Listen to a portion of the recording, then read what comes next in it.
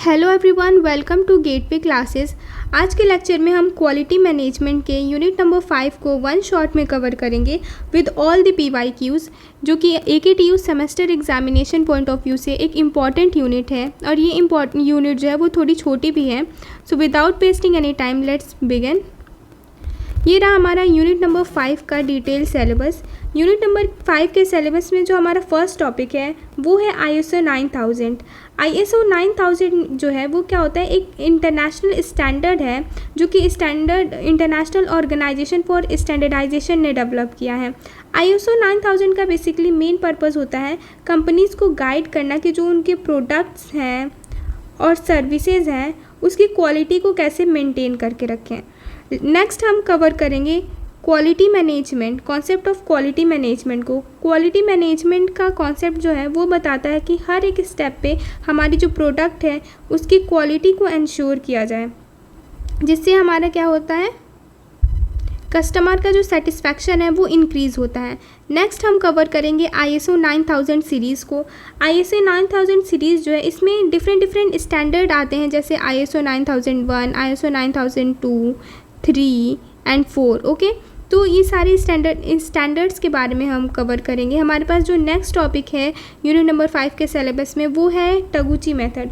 टगुची method को basically गेनिची टगुची ने develop किया था। इसका मेन आइडिया है कि जो हमारा प्रोडक्ट है उसको इस तरीके से डिज़ाइन किया जाए कि उन पे एक्सटर्नल फैक्टर हैं, उन पे जो एक्सटर्नल फैक्टर है उसका इफेक्ट ना पड़े। मतलब कि जो हमारा प्रोडक्ट हो वो स्ट्रॉन्ग हो और क्या हो, रिलायबल हो। स्ट्रॉन्ग और रिलायबल प्रोडक्ट को डेवलप किया जाए। लास्ट में हम कवर करेंगे जिट इन सम डिटेल्स। जिट क्या है? जिट होता है just in time. Just in time जो है ये फेमस हुआ था टोयोटा मोटर कॉर्पोरेशन के थ्रू। इसका मेन एम ये था कि जो वेस्ट हो रहा है, वेस्टेज हो रही है मेमोरी की, वो जो है उसको रिड्यूस किया जाए, कॉस्ट को सेव किया जाए और एफिशिएंसी जो है प्रोडक्ट की उसको क्या किया जाए, इम्प्रूव किया जाए। एफिशिएंसी को जो है वो इम्प्रूव किया जाए। तो ये है हमारा बेसिकली यूनिट नंबर 5 का सिलेबस। Let's move further. ये रहा AKTU सेमेस्टर एग्जामिनेशन में जो 7 मार्क्स में क्वेश्चन पुट अप हुए हैं यूनिट नंबर 5 से, वो सारे क्वेश्चन यहाँ गिवन है। ये सारे क्वेश्चन बहुत ज़्यादा इंपॉर्टेंट है। After completing the whole unit you all will be able to solve each and every question. Also ये जो क्वेश्चन है AKTU में क्या होता है कि मोस्ट ऑफ द टाइम जो हमारे प्रीवियस ईयर क्वेश्चन है वो रिपीट हो जाता है। तो ये क्वेश्चन अगेन बहुत इंपॉर्टेंट है। यूनिट को कवर करने के बाद इन क्वेश्चंस को आपको प्रैक्टिस कर लेना है। So let's move further. ये रहे हमारे जो 2 मार्क्स में क्वेश्चन आए हैं। क्वालिटी ऑडिट क्या होता है, what are the limitation of JIT. Okay, these are the question which have been asked. Let's move further. हमारा जो फर्स्ट टॉपिक है यूनिट नंबर 5 का वो है क्वालिटी ऑडिट। क्वालिटी ऑडिट का बेसिकली मतलब ये होता है चेक करना कि जो हमने वर्क प्लान किया था क्या वो वर्क जो है वैसे ही परफॉर्म हो रहा है या नहीं। A quality audit is a systematic, independent and documented process used to evaluate whether quality activities and results follow plant arrangement standard procedure.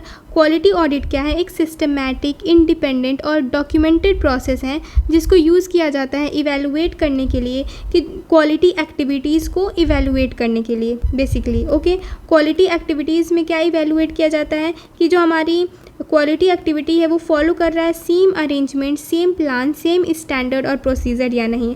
Are effectively implemented, कि जो हमारा क्वालिटी एक्टिविटीज़ है क्या वो इफ़ेक्टिवली इम्प्लीमेंट हुआ है। Are suitable to achieve objective, क्या जो हमारी क्वालिटी एक्टिविटीज़ है वो सूटेबल है अपने जो ऑब्जेक्टिव है उसको अचीव करने के लिए। सो क्वालिटी ऑडिट क्या है? हमारा एक सिस्टमैटिक, इंडिपेंडेंट और डॉक्यूमेंटेड प्रोसेस है। सिस्टमैटिक का मतलब ये होता है कि क्वालिटी ऑडिट जो है उसके अंदर प्रॉपर स्टेप्स जो हैं वो फॉलो होते हैं, और जो इंडिपेंडेंट का मतलब है कि न्यूट्रल पर्सन जो है वो ऑडिट को परफॉर्म करता है, डिपेंडेंसी नहीं होती है, इंडिपेंडेंट प्रोसीजर होता है चेक करने का। और जो हमारा क्वालिटी ऑडिट होता है ये क्या होता है? एक डॉक्यूमेंटेड प्रोसेस होता है। मतलब कि जितनी सारी फीचर्स परफॉर्म होते हैं, एक्टिविटी परफॉर्म होते हैं, उन सब का रिकॉर्ड जो है वो मेंटेन रहता है, और इसको हम यूज़ करते हैं क्वालिटी एक्टिविटीज़ को क्या करने के लिए, इवैल्यूएट करने के लिए। इसमें चेक होता है सबसे पहले कि क्या जो है ऑडिट चेक क्या चेक करता है कि स्टैंडर्ड्स जो है वो फॉलो हो रहे हैं नहीं, प्रोसीजर जो है वो फॉलो हो रहे हैं या नहीं, जो हमारे प्लान्ड अरेंजमेंट है उनको फॉलो किया जा रहा है या नहीं, आर इफ़ेक्टिवली इम्प्लीमेंटेड, जो हमारा प्रोसेस है वो इफ़ेक्टिवली इम्प्लीमेंट हुआ है कि नहीं, वो इफ़ेक्टिवली जो है वर्क कर रहा है या नहीं, ये सारी चीज़ें जो है चेक किया जाता है।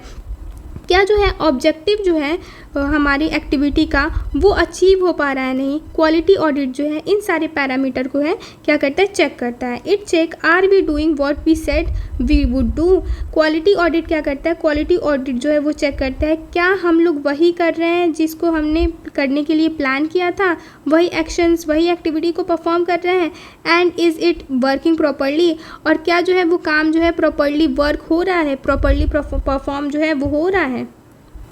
सो बेसिकली हमारा क्वालिटी ऑडिट जो है वो क्या करता है, 2 क्वेश्चंस के ऊपर वर्क करता है। पहला ये कि क्या हम वही कर रहे हैं जो हमने करने के लिए प्लान किया था, और दूसरा ये क्या वो सही तरीके से हमारा जो वर्क है वो परफॉर्म हो रहा है। Quality audit is a systematic, independent and documented examination to verify whether quality activities comply with planned arrangement and are effectively implemented. Quality audit जो है वो एक सिस्टमैटिक, जिसके अंदर प्रॉपर स्टेप्स फॉलो होते हैं, वैसा प्रोसेस है, इंडिपेंडेंट प्रोसेस है, डॉक्यूमेंटेड प्रोसेस है, जिसको यूज़ किया जाता है वेरीफाई करने के लिए कि जो हमारा क्वालिटी एक्टिविटी है वो प्लान्ड अरेंजमेंट को इफेक्टिवली फॉलो कर रहा है या नहीं फॉलो कर रहा है। इस पूरे प्रोसेस को हम क्या कहते हैं, quality audit.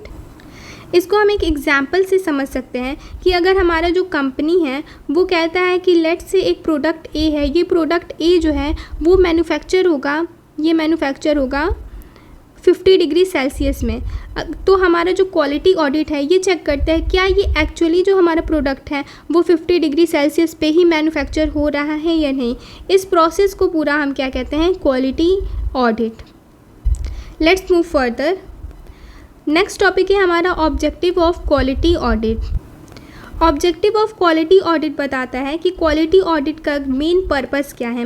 Verify compliance with standard like ISO 9001।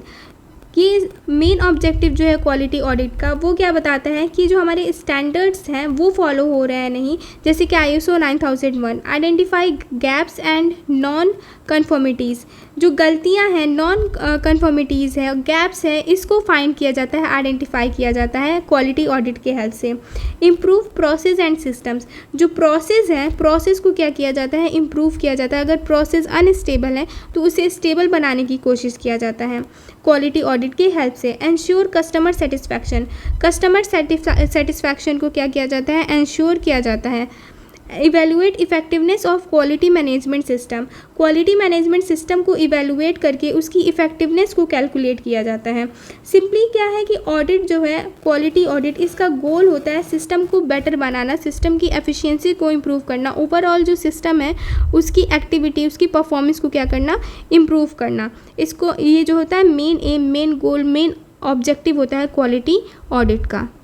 Next topic है हमारे पास टाइप्स ऑफ क्वालिटी ऑडिट। तो बेसिकली जो क्वालिटी ऑडिट होते हैं वो 3 टाइप के होते हैं। सबसे पहला होता है इंटरनल ऑडिट। इंटरनल ऑडिट को हम क्या कहते हैं, first party audit. Second type है हमारे पास एक्सटर्नल ऑडिट। एक्सटर्नल ऑडिट को हम सेकंड पार्टी ऑडिट भी बोलते हैं। और थर्ड हमारे पास है वो है थर्ड पार्टी ऑडिट। जो इंटरनल ऑडिट है ये क्या करता है, conducted by the organisation itself. Internal audit जो होता है वो कंपनी खुद ऑडिट करती है, ऑर्गेनाइजेशन जो है उसको खुद कंडक्ट करती है क्वालिटी ऑडिट के प्रोसेस को। Done by internal team, organisation की इंटरनल टीम जो है वही परफॉर्म करती है क्वालिटी ऑडिट के टास्क को। इसका पर्पस क्या होता है, इम्प्रूवमेंट एंड सेल्फ चेक। जो इंटरनल ऑडिट जो है इसका पर्पस होता है अपने ऑर्गेनाइजेशन को क्या करना, इम्प्रूव करना, सेल्फ चेक करना। Example, company cheque its own production process. Internal audit और फर्स्ट पार्टी ऑडिट के थ्रू क्या होता है, जो हमारी कंपनी है वो अपने खुद की जो है प्रोडक्शन प्रोसेस है इसको क्या करता है, चेक करता है। Let's move further. Second topic है हमारा, जो सेकेंड टाइप का क्वालिटी ऑडिट आता है वो है एक्सटर्नल ऑडिट। एक्सटर्नल ऑडिट में क्या है, सेकेंड पार्टी ऑडिट भी बोलते हैं हम एक्सटर्नल ऑडिट को। सेकेंड पार्टी ऑडिट क्या होता है, कंडक्टेड बाय कस्टमर। जो सेकेंड पार्टी ऑडिट है और एक्सटर्नल ऑडिट है इसको जो है कस्टमर्स कंडक्ट करते हैं। Checks supplier quality. Second party audit में क्या किया जाता है, सप्लायर की क्वालिटी को क्या किया जाता है, चेक किया जाता है, ऑडिट किया जाता है। सो बेसिकली जो कस्टमर है वो सप्लायर की क्वालिटी को क्या करता है, ऑडिट करता है। For example company audit it's supplier, जो कंपनी है वो अपनी जो रॉ मटेरियल है जिससे परचेज़ कर रही है रॉ मटेरियल अपने क्या कहते हैं गुड्स जो है प्रोडक्ट्स जो है मैन्युफैक्चर करने के लिए, तो उस सप्लायर को क्या करता है ऑडिट करता है कि जो हमारा रॉ मटेरियल है वो बेस्ट क्वालिटी का प्रोवाइड किया जा रहा है कि नहीं। तो इस पर्पज़ के लिए क्या यूज़ किया जाता है, second party audit. Next type है हमारे पास third party audit. Third party audit conducted by independent bodies. जो थर्ड पार्टी ऑडिट है इसको जो है इंडिपेंडेंट एजेंसी जो है वो क्या करती हैं, इंडिपेंडेंट एजेंसी जो हो गई या इंडिपेंडेंट बॉडी जो हो गई ये कंडक्ट कराती हैं। Used for certification. Third party audit जो होता है वो किस लिए यूज़ किया जाता है, सर्टिफिकेशन के लिए यूज़ किया जाता है। For example audit for ISO certification. ISO certification के लिए जो ऑडिट किया जाता है वो एक तरीके का थर्ड पार्टी ऑडिट हो गया।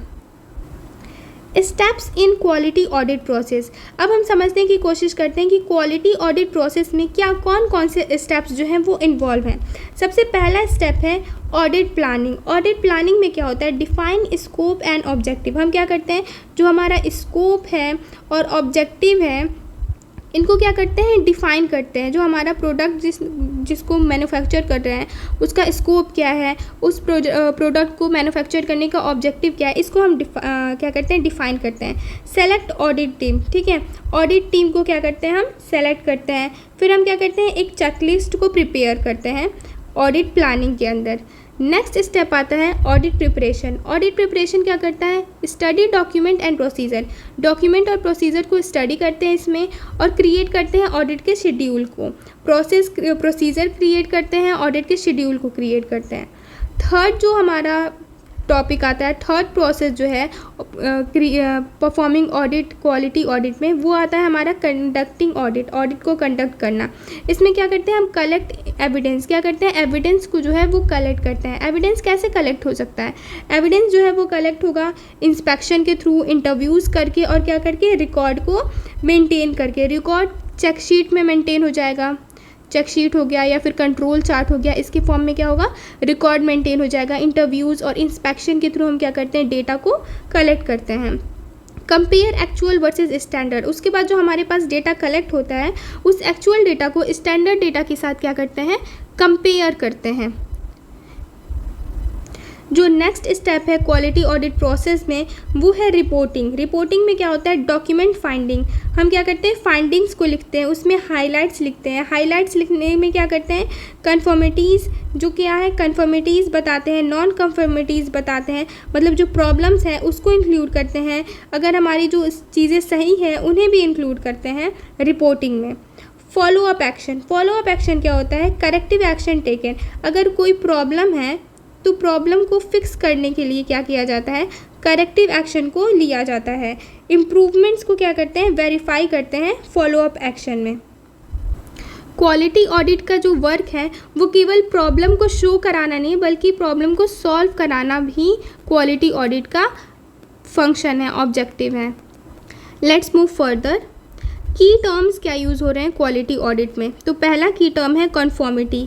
कन्फॉर्मिटी का मतलब होता है when the process follow standard. अगर जब हमारा जो प्रोसेस है वो स्टैंडर्ड्स को फॉलो करता है तो उस कंडीशन को हम बोलते हैं कन्फॉर्मिटी। नॉन कन्फॉर्मिटी क्या होता है, when process deviate from standard. जब हमारा प्रोसेस क्या करता है, डेविएट हो जाता है स्टैंडर्ड से, तो उस कंडीशन को हम बोलते हैं non conformity. For example SOP says temperature 50 degree Celsius. जो हमारा स्टैंडर्ड ऑपरेटिंग प्रोसीजर है, डॉक्यूमेंट है, वो कह रहा है कि टेम्परेचर जो है वो 50 डिग्री सेल्सियस होना चाहिए, बट एक्चुअल टेम्परेचर जो है वो कितना है, 60 डिग्री सेल्सियस है। ये क्या है, ये हमारा जो स्टैंडर्ड प्रोसीजर है इससे डेविएट हो जा रहा है, तो इसको हम कहते हैं नॉन कन्फॉर्मिटी। नेक्स्ट की टर्म है करेक्टिव एक्शन। करेक्टिव एक्शन का मतलब होता है fixing the problem after it occur. जब हमारे पास प्रॉब्लम कोई अकर हो जाता है, अराइज हो जाता है, अगर प्रोडक्ट के अंदर डिफेक्ट आ गया है तो उसको फिर हम क्या करते हैं, फिक्स करते हैं। इसको हम करेक्टिव एक्शन बोलते हैं। प्रिवेंटिव एक्शन क्या होता है, प्रिवेंटिव एक्शन जो होता है stopping problem before it occur.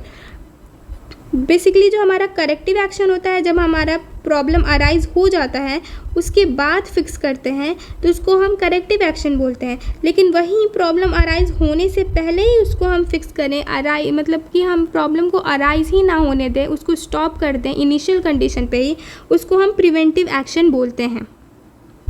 So student, जो हमारा क्वालिटी ऑडिट है ये एक प्रोसेस है जिसमें हम क्या करते हैं, चेक करते हैं अपने सिस्टम को, साथ ही साथ उसमें इम्प्रूवमेंट भी करते हैं। क्या करते हैं हम, इम्प्रूवमेंट भी करते हैं। और ये केवल जो है फॉल्ट और डिफेक्ट को फाइंड नहीं करती हमारे सिस्टम में, बल्कि क्या करती है, हमारे सिस्टम को इम्प्रूव करती है, उसे बेटर भी बनाती हैं। Let's move further. Benefits of quality audit. Quality audit का बेनिफिट्स क्या है? Improve product quality. क्या है? अगर क्वालिटी ऑडिट का बेनिफिट ये है कि प्रोडक्ट की जो क्वालिटी है वो हमारी क्या हो जाती है, इम्प्रूव हो जाती है। अगर क्वालिटी ऑडिट जो है वो सही तरीके से परफॉर्म हो जाता है तो हमारी जो प्रोडक्ट की क्वालिटी है वो क्या हो जाती है, इम्प्रूव हो जाती है। Reduce defect. क्वालिटी ऑडिट क्या करता है, डिफेक्ट को क्या करता है, रिड्यूस कर देता है। Ensure standard compliance. जो स्टैंडर्ड ऑपरेटिंग प्रोसीजर है, स्टैंडर्ड कॉम्प्लायंस है, उसको फॉलो करता है, उसको एंश्योर करता है हमारे प्रोडक्ट के अंदर। Build customer trust. Quality audit जो है वो क्या करता है, कस्टमर ट्रस्ट को बिल्ड करता है, कस्टमर की सेटिस्फैक्शन को इंक्रीज कर देता है। और बिल्डिंग कस्टमर ट्रस्ट ही किसी भी ऑर्गेनाइजेशन का क्या होता है, मेन गोल होता है। Helps in certification. जो क्वालिटी ऑडिट होता है ये ISO सर्टिफिकेशन करने में एक इम्पॉर्टेंट रोल प्ले करता है। ऑडिट चेकलिस्ट क्या है? फॉर एग्जांपल, ऑडिट चेकलिस्ट में क्या चेक किया जाता है, आर प्रोसीजर डॉक्यूमेंटेड। जो स्टैंडर्ड ऑपरेटिंग प्रोसीजर है क्या वो डॉक्यूमेंटेड है? Are employees trained. क्या जो एम्प्लॉयज़ वर्क कर रहे हैं वर्किंग एरिया में क्या वो ट्रेंड है, वो प्रॉपर स्किल्ड वर्कर है? Are record maintain. जो भी एक्टिविटी परफॉर्म किया जा रहा है क्या उनकी जो रिकॉर्ड है वो मेंटेन है? इस इक्विपमेंट कैलिब्रेटेड। क्या जो हमारा प्रोडक्ट को मैन्युफैक्चर करने में जितने भी इक्विपमेंट यूज़ हो रहे हैं वो कैलिब्रेटेड है? Are defect recorded. क्या जो भी प्रोडक्ट के अंदर डिफेक्ट अराइज हो रहे हैं उन्हें रिकॉर्ड करके रखा जा रहा है ताकि उसे फ्यूचर में अराइज होने से रोका जा सके? क्या उसके towards preventive and corrective action दोनों लिया जा रहा है? दीज आर द चेकलिस्ट्स जो कि क्वालिटी ऑडिट परफॉर्म करने समय क्वेश्चन अराइज किया जाता है और इससे क्या किया जाता है, हमारे प्रोडक्ट को चेक किया जाता है, उसके अंदर बेसिकली इम्प्रूवमेंट प्रोवाइड किया जाता है। Let's move further. इसको एक एग्जाम्पल के थ्रू समझते हैं क्वालिटी ऑडिट के प्रोसेस को। इन अ मैन्युफैक्चरिंग कंपनी, एक मैन्युफैक्चरिंग कंपनी है, उसके अंदर क्या है, रूल है SOP says machine must be calibrated weekly.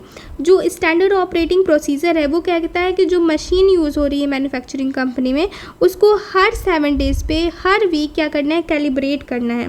Audit find calibration done after 15 days. लेकिन जब ऑडिट परफॉर्म किया गया, क्वालिटी ऑडिट परफॉर्म किया गया तो हमें क्या पता चलता है कि जो मशीन है उसमें कैलिब्रेशन परफॉर्म किया जा रहा है, मशीन को कैलिब्रेट किया जा रहा है हर 15 डेज़ पे, ना कि 7 डेज़ पे। 7 डेज़ पे नहीं परफॉर्म करते हुए क्या किया जा रहा है, 15 डेज़ बाद मशीन को कैलिब्रेट किया जा रहा है। इसका रिजल्ट ये हो रहा है कि नॉन कन्फॉर्मिटी आइडेंटिफाई हो रही है, क्योंकि जो एक्चुअल प्रैक्टिस है वो स्टैंडर्ड प्रैक्टिस के से तो मैच ही नहीं कर रही है। Corrective action. अब हम करेक्टिव एक्शन इसमें क्या ले सकते हैं, strict schedule must be implemented. Strict schedule को इम्प्लीमेंट किया जाए, मॉनिटरिंग को इम्प्रूव किया जाए और रेस्पॉन्सिबल पर्सन को असाइन किया जाए, जिससे क्या है कि फ्यूचर में ये प्रॉब्लम जो है वो रिपीट ना हो सके। Let's move further. हमारा नेक्स्ट टॉपिक है ISO 9000। स्टूडेंट, लेट्स सपोज कि हम क्या कर रहे हैं, एक प्रोडक्ट को बाई कर रहे हैं, परचेज़ कर रहे हैं। लाइक हम क्या कर रहे हैं, मोबाइल फ़ोन को बाई कर रहे हैं। तो जब कभी भी हम मोबाइल फ़ोन को यूज़ कर रहे हैं वो एवरी टाइम क्या कर रहा है, परफेक्टली वर्क कर रहा है, परफेक्टली परफॉर्म कर रहा है। लेकिन ये किस तरीके से होता है, ये ऐसा किस तरीके से पॉसिबल हो पाता है कि हमारा जो मोबाइल फ़ोन है वो परफेक्टली हर टाइम वर्क करता है? बिकॉज जो हमारी कंपनी होती है वो क्या फॉलो करती है, कंपनी जो होती है वो एक प्रॉपर क्वालिटी स्टैंडर्ड्स को फॉलो करती है, प्रॉपर क्वालिटी स्टैंडर्ड्स को क्या करती है, फॉलो करती है। इसी तरीके के एक स्टैंडर्ड को क्या कहते हैं हम, ISO 9000। ISO 9000 is a set of international standard for quality management system। ISO 9000 क्या है, एक सेट ऑफ इंटरनेशनल स्टैंडर्ड है क्वालिटी मैनेजमेंट सिस्टम के लिए। इसको हम QMS के नाम से भी समझते हैं। It is developed by international organisation for standardisation. ISO 9000 जो है वो डेवलप किया गया है इंटरनेशनल ऑर्गेनाइजेशन फॉर स्टैंडर्डाइजेशन के थ्रू डेवलप हुआ है। It provide guideline to maintain quality in product and services. जो ISO 9000 है ये बेसिकली क्या प्रोवाइड करता है, set of guideline, set of rules और इंस्ट्रक्शन को प्रोवाइड करता है टू मेंटेन क्वालिटी को मेंटेन करने के लिए प्रोडक्ट्स के अंदर और सर्विसेज के अंदर। ISO 9000 is a family of international standards that provide guidelines for establishing and maintaining a quality management system to ensure consistent quality and customer satisfaction। Basically जो ISO 9000 क्या है, ये एक फैमिली ऑफ इंटरनेशनल स्टैंडर्ड है जो कि basically guidelines provide करता है एक बेसिक क्वालिटी मैनेजमेंट सिस्टम को क्या करने के लिए, इस्टेब्लिश करने के लिए, जिससे कि क्या किया जा सके, जो हमारा कंसिस्टेंट क्वालिटी है प्रोडक्ट के अंदर उसे मेंटेन करके रखा जा सके और कस्टमर के सेटिस्फैक्शन को भी मेंटेन करके रखा जा सके। बेसिकली जो ISO 9000 है ये हेल्प करता है कंपनीज़ को कि जो हमारी कंपनीज़ हैं वो क्या कर सकें, मेक श्योर कर सकें कि जो हमारे प्रोडक्ट हैं और सर्विसेज हैं वो हमेशा एक गुड क्वालिटी प्रोडक्ट और सर्विस प्रोड्यूस करें। पर्पज़ ऑफ ISO 9000 का पर्पज़ क्या है, ensure consistent product service and quality, to maintain consistent, हमारा जो प्रोडक्ट है वो कंसिस्टेंट प्रोडक्ट और सर्विस क्वालिटी को मेंटेन किया जा सके, मतलब कंसिस्टेंट सर्विस क्वालिटी को मेंटेन करके रखा जा सके प्रोडक्ट के अंदर। टू इम्प्रूव कस्टमर सेटिस्फैक्शन को इम्प्रूव किया जा सके। स्टैंडर्ड प्रोसेस जो है वो उसको क्या किया जा सके, स्टैंडर्डाइज किया जा सके कि सेम प्रोसेस को सारी कंपनीज़ यूज़ करें। रिड्यूस किया जा सके एरर और डिफेक्ट को, एंड प्रमोट किया जा सके कंटिन्यूअस इम्प्रूवमेंट को। बेसिकली जो ISO 9000 है ये क्या होता है, एक रूल बुक होता है फॉर क्वालिटी। ये क्या होता है, एक रूल बुक होता है for quality. Let's move further. हमारा नेक्स्ट टॉपिक है की प्रिंसिपल ऑफ ISO 9000। ISO 9000 में बेसिकली 7 इंपॉर्टेंट प्रिंसिपल है। सबसे पहला आता है कस्टमर फोकस। कस्टमर फोकस क्या है, customer satisfaction is main goal. Customer का जो सेटिस्फैक्शन है ये मेन गोल होता है ISO 9000 का। जितनी भी चीज़ें परफॉर्म की जाती है वो इसलिए परफॉर्म की जाती है कि जो हमारा कस्टमर है ये सेटिस्फाई हो पाए। सेकेंड प्रिंसिपल जो आता है ISO 9000 का वो होता है लीडरशिप, स्ट्रॉन्ग मैनेजमेंट डायरेक्शन। मतलब मैनेजर जो है उसको क्या करना पड़ेगा, गाइड करना पड़ेगा, सपोर्ट करना पड़ेगा जो एम्प्लॉयज़ हैं उनको। मतलब कि लीडरशिप जो है ये अटमोस्ट इम्पॉर्टेंट प्रिंसिपल है। थर्ड जो प्रिंसिपल है ISO 9000 का है वो है engagement of people. Employees involvement is important. जितने भी एम्प्लॉय हैं वो सबको क्या करना पड़ेगा, इम्प्रूव करने के लिए, क्वालिटी को इम्प्रूव करने के लिए इंगेज होना पड़ेगा सभी एम्प्लॉयज़ को। ये जो होता है हमारा थर्ड प्रिंसिपल होता है इंगेजमेंट ऑफ पीपल। नेक्स्ट की प्रिंसिपल है वो है प्रोसेस अप्रोच। प्रोसेस अप्रोच क्या होता है, work should be done step by step, एक ऑर्गेनाइज प्रोसेस की तरह। वर्क को क्या करना चाहिए, मैनेज करके रखना पड़ेगा एक प्रोसेस की तरह। Let's move further. नेक्स्ट जो हमारा की प्रिंसिपल है वो है इम्प्रूवमेंट, कंटिन्यूअस इम्प्रूवमेंट। कंपनी जो है उसको हमेशा ट्राई करना चाहिए कि कंटिन्यूअस इम्प्रूवमेंट करता रहना चाहिए अपने मैनेजमेंट में, अपने प्रोडक्ट के अंदर, लाइक कैज़ेन कॉन्सेप्ट की तरह। नेक्स्ट जो हमारा की प्रिंसिपल है वो है evidence based decision making. Evidence based decision making क्या करता है, decision based on data. Data के बेसिस पे डिसीजन लिया जाता है। डिसीजन जो भी होता है वो सब डेटा के बेसिस पे होता है, कोई भी गेस वर्क नहीं परफॉर्म किया जाता है। सारे डिसीजन जो होती है हमारी एविडेंस और डेटा के ऊपर ही बेस्ड होती है। नेक्स्ट जो हमारे पास की प्रिंसिपल है वो है रिलेशनशिप मैनेजमेंट। रिलेशनशिप मैनेजमेंट क्या कहता है, good supplier and stakeholder relation. Supplier और स्टेक होल्डर के बीच में एक अच्छा रिलेशन को मेंटेन करके रखना होता है। हमारा जो नेक्स्ट टॉपिक है वो है ISO 9000 certification process. ISO 9000 certification process बताता है कि किस तरीके से हाउ डज हमारा जो कंपनी है वो ISO सर्टिफाइड होती है, किस तरीके से जो हमारा कंपनी है वो ISO सर्टिफाइड हो पाती है, उसके प्रोसेस क्या है। सबसे पहला स्टेप आता है इसमें गैप एनालिसिस। गैप एनालिसिस में हम चेक करते हैं कि क्या मिसिंग है जो हमारा गैप एनालिसिस प्रोसेस, उसमें हम आइडेंटिफाई करते हैं कि मिसिंग क्या है। सेकंड जो स्टेप होती है वो होती है documentation of process. Documentation of process में ये होता है कि हम देखते हैं कि जितने भी प्रोसेस हैं वो क्या क्लियरली रिटन है कि नहीं, डॉक्यूमेंटेड है कि नहीं, उनके रिकॉर्ड अवेलेबल है कि नहीं। जो थर्ड प्रोसेस होता है सर्टिफिकेशन का वो होता है implementation of quality management system. क्या हम देखते हैं कि जो हमारा क्वालिटी मैनेजमेंट सिस्टम है वो सही से अप्लाई हुआ है कि नहीं, इम्प्लीमेंट हुआ है कि नहीं। नेक्स्ट स्टेप होता है इंटरनल ऑडिट। इंटरनल ऑडिट में क्या किया जाता है कि हमारा जो है इंटरनली चेक किया जाता है सिस्टम को। इंटरनल ऑडिट परफॉर्म किया जाता है by the organisation self improvement करने के लिए। और उसके बाद जो होता है वो एक्सटर्नल ऑडिट परफॉर्म किया जाता है। एक्सटर्नल ऑडिट जो होता है ये चेक किया जाता है, ये जो है एक्सपर्ट के थ्रू परफॉर्म किया जाता है। और लास्ट स्टेप जो होती है वो ISO सर्टिफिकेशन की, वो होती है सर्टिफिकेशन। सर्टिफिकेशन में क्या होता है, अगर सारा कुछ एवरीथिंग क्या होता है करेक्ट होता है, अप टू द मार्क होता है, तो कंपनी जो होती है वो क्या हो जाती है, ISO सर्टिफाइड हो जाती है। बेसिकली जो हमारा ISO 9000 है ये हेल्प करता है कंपनी को राइट वर्क परफॉर्म करने में at the right time and in the right way. Let's move further. अब हम देखते हैं एडवांटेजेस ऑफ ISO 9000। ISO 9000 का एडवांटेजेस क्या है। कंपनी जो है वो ISO 9000 को इसलिए फॉलो करते हैं क्योंकि इनके बहुत सारे बेनिफिट्स भी हैं।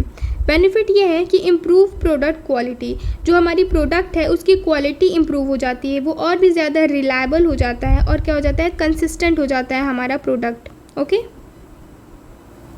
सेकेंड हमारा ISO 9000 क्या करता है, वो इंक्रीज़ कर देता है कस्टमर ट्रस्ट को। कस्टमर जो है वो और भी ज़्यादा कॉन्फिडेंट फील करते हैं प्रोडक्ट को क्या करने में, परचेज करने में, बाई करने में।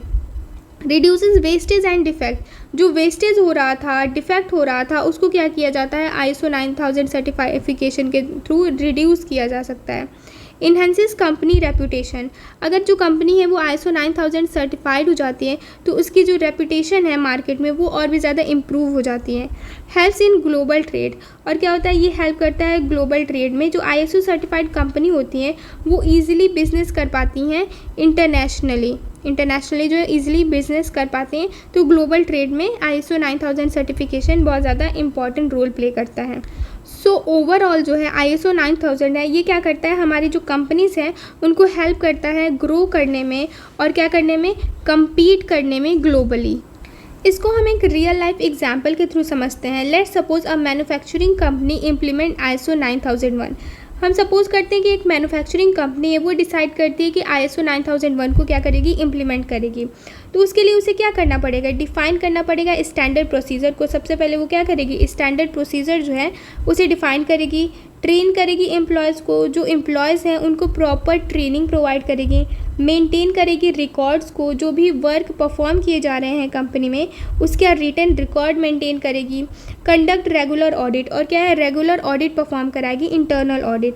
इसका रिजल्ट ये होगा कि बेटर क्वालिटी हो जाएगी प्रोडक्ट की और उसके अंदर डिफेक्ट जो है वो बहुत कम हो जाएंगे। इसका मतलब ये होता है कि जो हमारे कस्टमर हैं उस कंपनी के वो हैप्पी हो जाएंगे और हमारा जो कंपनी है इसकी जो प्रॉफिट है वो इवेंचुअली क्या हो जाती है, हाई हो जाती है। Let's move further. हमारा नेक्स्ट टॉपिक है ISO 9000 फैमिली। बेसिकली स्टूडेंट, जो ISO 9000 है वो केवल एक स्टैंडर्ड नहीं है बल्कि एक फैमिली ऑफ स्टैंडर्ड है। ISO 9000 is not just a single standard but a family of standard. जो हमारा ISO 9000 है वो क्या है, एक सिंगल स्टैंडर्ड नहीं है बल्कि एक फैमिली ऑफ स्टैंडर्ड है। सबसे पहले इसमें आता है ISO 9000। ISO 9000 fundamental and vocabulary. ISO 9000 जो है वो बेसिकली कवर करता है फंडामेंटल्स को और वोकैबलरी को कवर करता है। Define basic concept and term. जो हमारा ISO 9000 ये क्या करता है, बेसिक कॉन्सेप्ट जो है, बेसिक टर्म्स जो है इनको डिफाइन करता है। बेसिकली ISO 9000 जो है वो हमें बताता है क्वालिटी मैनेजमेंट का मतलब क्या है, क्वालिटी मैनेजमेंट का मीनिंग क्या है, इसको जो है एक्सप्लेन करता है ISO 9000। उसके बाद हमारे पास आता है ISO 9001। ISO 9001 जो है वो मोस्ट इम्पॉर्टेंट है कि ये क्या करता है, requirement for quality management system.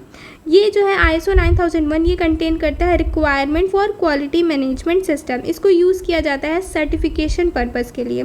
For example a company get ISO certified, जो एक कंपनी है वो क्या है, ISO सर्टिफाइड है। सर्टिफिकेशन पर्पज़ के लिए ISO 9001 को यूज़ किया जाता है।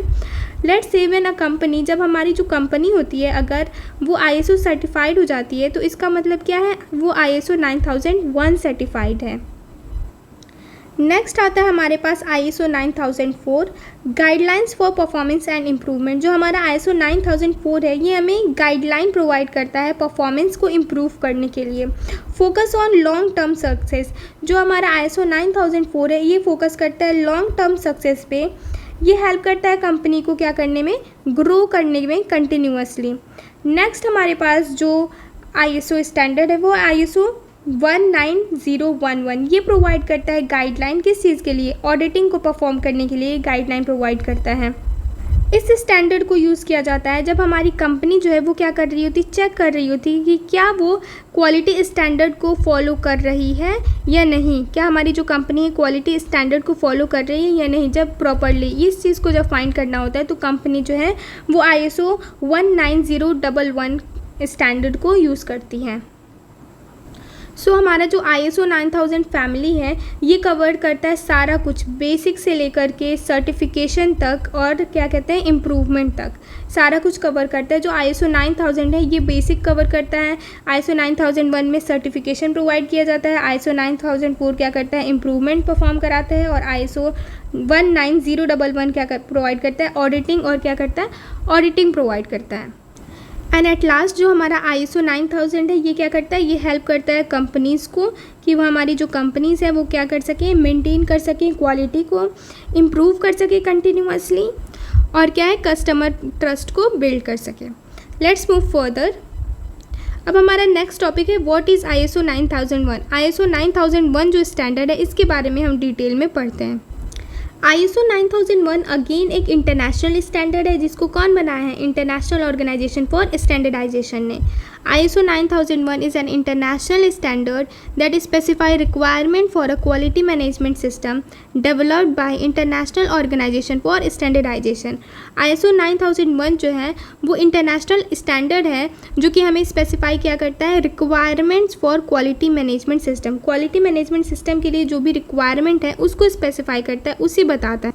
Basically requirement for quality management system का मतलब होता है कि ISO 9001 जो है वो बताता है कि कोई भी कंपनी है वो कंसिस्टेंट क्वालिटी को किस तरीके से मेंटेन कर पाए, कंसिस्टेंट क्वालिटी कैसे मेंटेन करे, कस्टमर सेटिस्फैक्शन को किस तरीके से मेंटेन कर सके।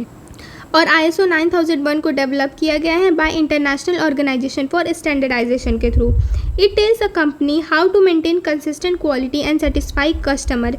ये जो है कंपनी को बताता है कि वो किस तरीके से कंसिस्टेंट क्वालिटी को मेंटेन करके रखे और क्या करे, कस्टमर को क्या कर पाए, सेटिस्फाई कर पाए।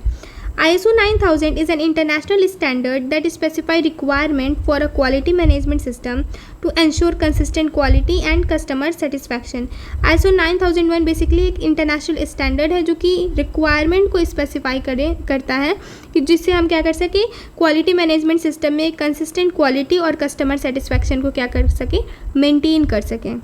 हमारा नेक्स्ट टॉपिक है पर्पस ऑफ ISO 9001। ISO 9001 का बेसिकली पर्पस क्या है, deliver consistent quality product service.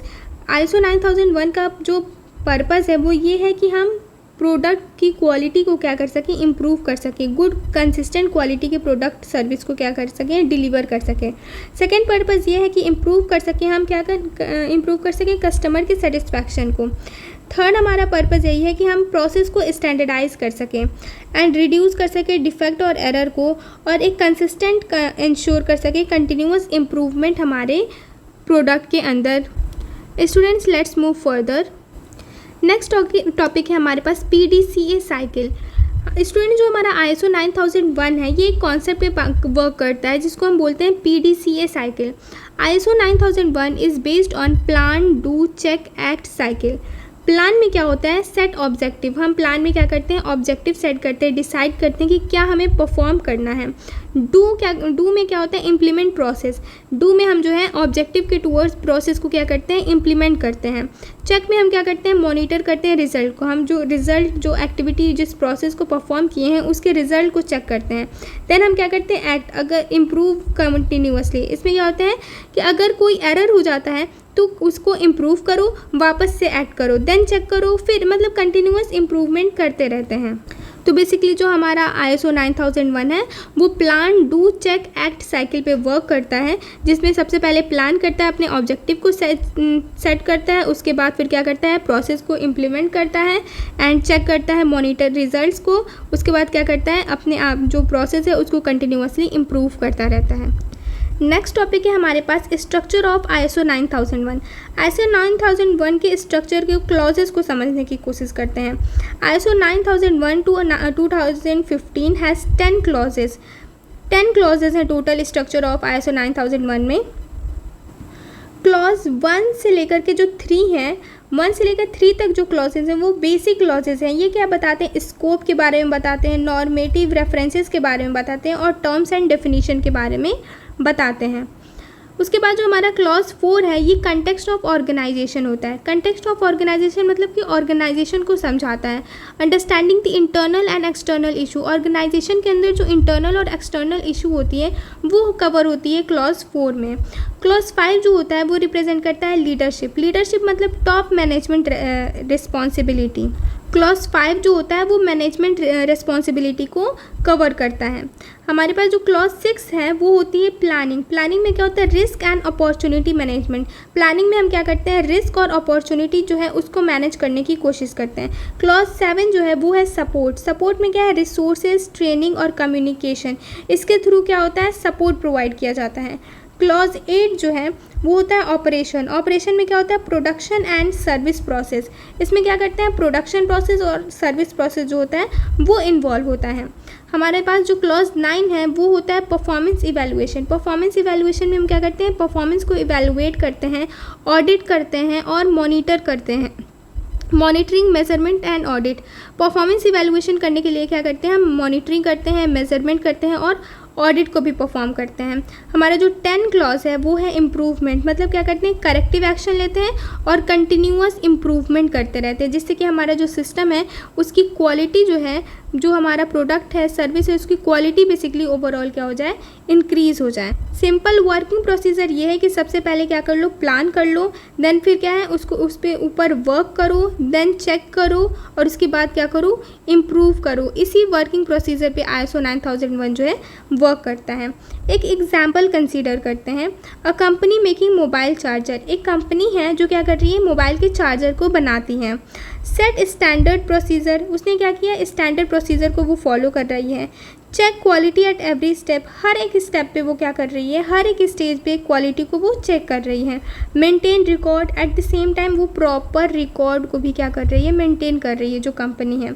Result क्या आता है, फ्यूअर डिफेक्टिव प्रोडक्ट। इसका रिजल्ट ये हो जाता है कि डिफेक्टिव प्रोडक्ट बहुत कम होते हैं और कस्टमर क्या होते हैं, वो सेटिस्फाई होते हैं। सो बेसिकली ISO 9001 हमें क्या बताता है, ISO 9001 जो है वो बताता है कि प्रॉपर वे में हमें क्या करना पड़ता है, प्लान करके वर्क करना पड़ता है। प्लान करके वर्क करना पड़ता है, उसके बाद चेक करते हैं, मॉनिटर करते हैं एंड कंटिन्यूअसली इम्प्रूवमेंट करते रहना चाहिए। ये कोर कॉन्सेप्ट है ISO 9001 का। Let's move further. हमारा नेक्स्ट टॉपिक है बेनिफिट ऑफ ISO 9001। ISO 9001 के जो बेनिफिट्स हैं उसको समझते हैं। ISO 9001 का बेनिफिट ये है कि improve product quality.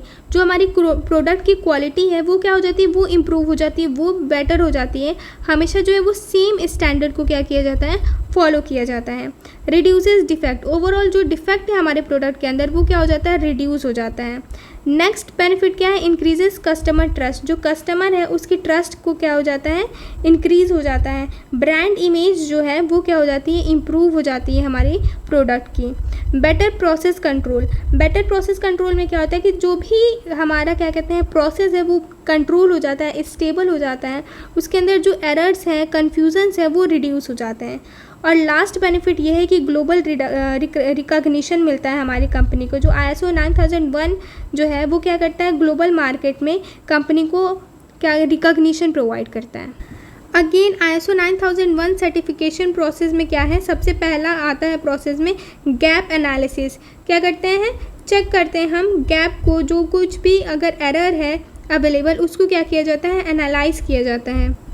Gap analysis किस तरीके से परफॉर्म किया जाता है, जो कंपनी है वो चेक करती है कि क्या जो हमारा जो करेंट सिस्टम है और ISO क्या जो हमारा करेंट सिस्टम है और ISO रिक्वायरमेंट है उनको कंपेयर करती है और उनको कंपेयर करके चेक करती है कि क्या अभी भी कुछ एरर बाकी रह जाता है, उसके अंदर गैप है कि नहीं। तो ये गैप एनालिसिस में हम फाइंड करते हैं। नेक्स्ट स्टेप होता है सर्टिफिकेशन में, वो होता है डॉक्यूमेंटेशन। जितने भी प्रोसेसेस यूज़ होते हैं उसको प्रॉपर रिकॉर्ड किया जाता है, डॉक्यूमेंट किया जाता है और क्या करते हैं, स्टैंडर्ड ऑपरेटिंग प्रोसीजर को भी डॉक्यूमेंट करते हैं। नेक्स्ट स्टेप होता है इम्प्लीमेंटेशन। जो कुछ भी स्टैंडर्ड ऑपरेटिंग प्रोसीजर में लिखा है वही जो है प्रैक्टिकली अप्लाई हो, जो हमारा एम्प्लॉय हो वो ट्रेंड हो, ये सारा कुछ जो है वो इम्प्लीमेंटेशन के प्रोसेस में आता है। नेक्स्ट होता है सर्टिफिकेशन प्रोसेस का स्टेप, वो होता है इंटरनल ऑडिट। इंटरनल ऑडिट में क्या होता है कि जो कंपनी है वो खुद से इंटरनली जो है वो चेक करती है सिस्टम को, कंपनी जो है वो खुद चेक करती है और मिस्टेक को क्या करती है, अवॉइड करती है। नेक्स्ट जो होता है वो एक्सटर्नल ऑडिट होता है। एक्सटर्नल ऑडिट में क्या होता है, एक एक्सटर्नल एजेंसी जो एक्सटर्नल बॉडी आती है वो क्या करती है, चेक करती है और उसके बाद फिर क्या करती है, जो हमारी प्रोडक्ट है उसकी क्वालिटी को चेक करती है और देन सर्टिफिकेशन को ग्रांट किया जाता है।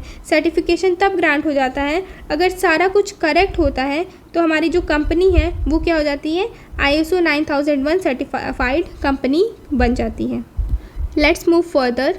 हमारा नेक्स्ट टॉपिक है कि ISO 9002 क्या होता है। ISO 9002 स्टैंडर्ड के बारे में हम डिटेल में पढ़ते हैं। ISO 9002 was an international standard from the ISO 9000 family developed by International Organization for Standardization. Basically ISO 9002 जो है वो एक इंटरनेशनल स्टैंडर्ड था ISO 9000 फैमिली का, जिसको कि डेवलप किया गया था इंटरनेशनल ऑर्गेनाइजेशन फॉर स्टैंडर्डाइजेशन के through. It specified the requirement for quality management system focused only on production and installation, not design. Basically जो ISO 9002 है वो मेनली फोकस होता है प्रोडक्शन और इंस्टॉलेशन पे, प्रोडक्ट के डिज़ाइन पे फोकस नहीं होता है। ISO 9002 was quality management standard that specified requirement for production and installation process excluding design and development. Basically ISO 9002 क्या है, एक क्वालिटी मैनेजमेंट स्टैंडर्ड है जो कि स्पेसिफाई करता है रिक्वायरमेंट फॉर प्रोडक्शन के लिए जो रिक्वायरमेंट है उसे स्पेसिफाई करता है और वो इंस्टॉलेशन प्रोसेस को स्पेसिफाई करता है, लेकिन डिज़ाइन और डेवलपमेंट प्रोसेस को ISO 9002 जो है वो इंक्लूड नहीं करता है। इसका मेन फोकस जो होता है वो प्रोडक्शन होता है, मैन्युफैक्चरिंग होती है और इंस्टॉलेशन होती है।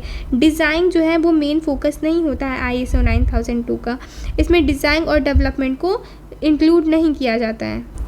बेसिकली अगर कोई कंपनी जो है वो खुद प्रोडक्ट डिज़ाइन नहीं करती बट प्रोडक्ट को वो क्या करती है, प्रोडक्ट को प्रोड्यूस कर रही है, मैन्युफैक्चर कर रही है और इंस्टॉल कर रही है, तो वो जो है ISO 9002 का यूज़ करती हैं। अब हमारे पास आता है की idea of ISO 9002। ISO 9002 equal to production plus installation quality assurance. जो ISO 9002 है वो इंक्लूड करता है प्रोडक्शन प्रोसेस को और इंस्टॉलेशन प्रोसेस को क्वालिटी एश्योरेंस के लिए, डिज़ाइन को इंक्लूड नहीं करता है। It did not include design and development. जो ISO 9002 है वो स्टैंडर्ड डिज़ाइन एंड डेवलपमेंट को इंक्लूड नहीं करता है। Used by companies that do not design product. ISO 9002 जो है वो उन कंपनीज़ के थ्रू यूज़ की जाती है जो कि प्रोडक्ट को डिज़ाइन नहीं करती, केवल मैन्युफैक्चर करती हैं प्रोडक्ट को। Let's move further. Next topic है हमारा स्कोप ऑफ ISO 9002। अब हम समझते हैं कि स्कोप क्या है ISO 9002 का। It covered production process. जो ISO 9002 है ये कवर करता है प्रोडक्शन प्रोसेस, मतलब कि हमारा जो प्रोडक्ट है वो किस तरीके से प्रोड्यूस होगा। इंस्टॉलेशन एक्टिविटीज़, मतलब कि हमारा जो प्रोडक्ट है उसको हम इंस्टॉल किस तरीके से करेंगे। और इंस्पेक्शन एंड टेस्टिंग, प्रोडक्ट की क्वालिटी को इंस्पेक्ट किया जाता है, टेस्ट किया जाता है और क्वालिटी कंट्रोल प्रोसीजर को फॉलो करते हैं, जिसमें कि रूल्स और स्टैंडर्ड ऑपरेटिंग प्रोसीजर है उसको मेंटेन किया जाता है। लेट्स कंसीडर एग्जाम्पल, एक एग्जाम्पल के थ्रू समझते हैं। A company that manufacture product using already given design, एक कंपनी है जो कि क्या कर रही है, प्रोडक्ट को मैन्युफैक्चर कर रही है, ऑलरेडी डिज़ाइन जो है वो प्रोवाइड किए गए डिज़ाइन से। फॉलोज स्टैंडर्ड प्रोडक्शन मेथड, वो क्या कर रही है, प्रोडक्शन के स्टैंडर्ड मेथड को फॉलो कर रही है। Ensure quality during the manufacturing, और मैन्युफैक्चरिंग के टाइम पे क्या कर रही है, क्वालिटी को भी एंश्योर कर रही है। This company could use ISO 9000, तो ये जो हमारी कंपनी है ये ISO 9002 यूज़ कर सकती है।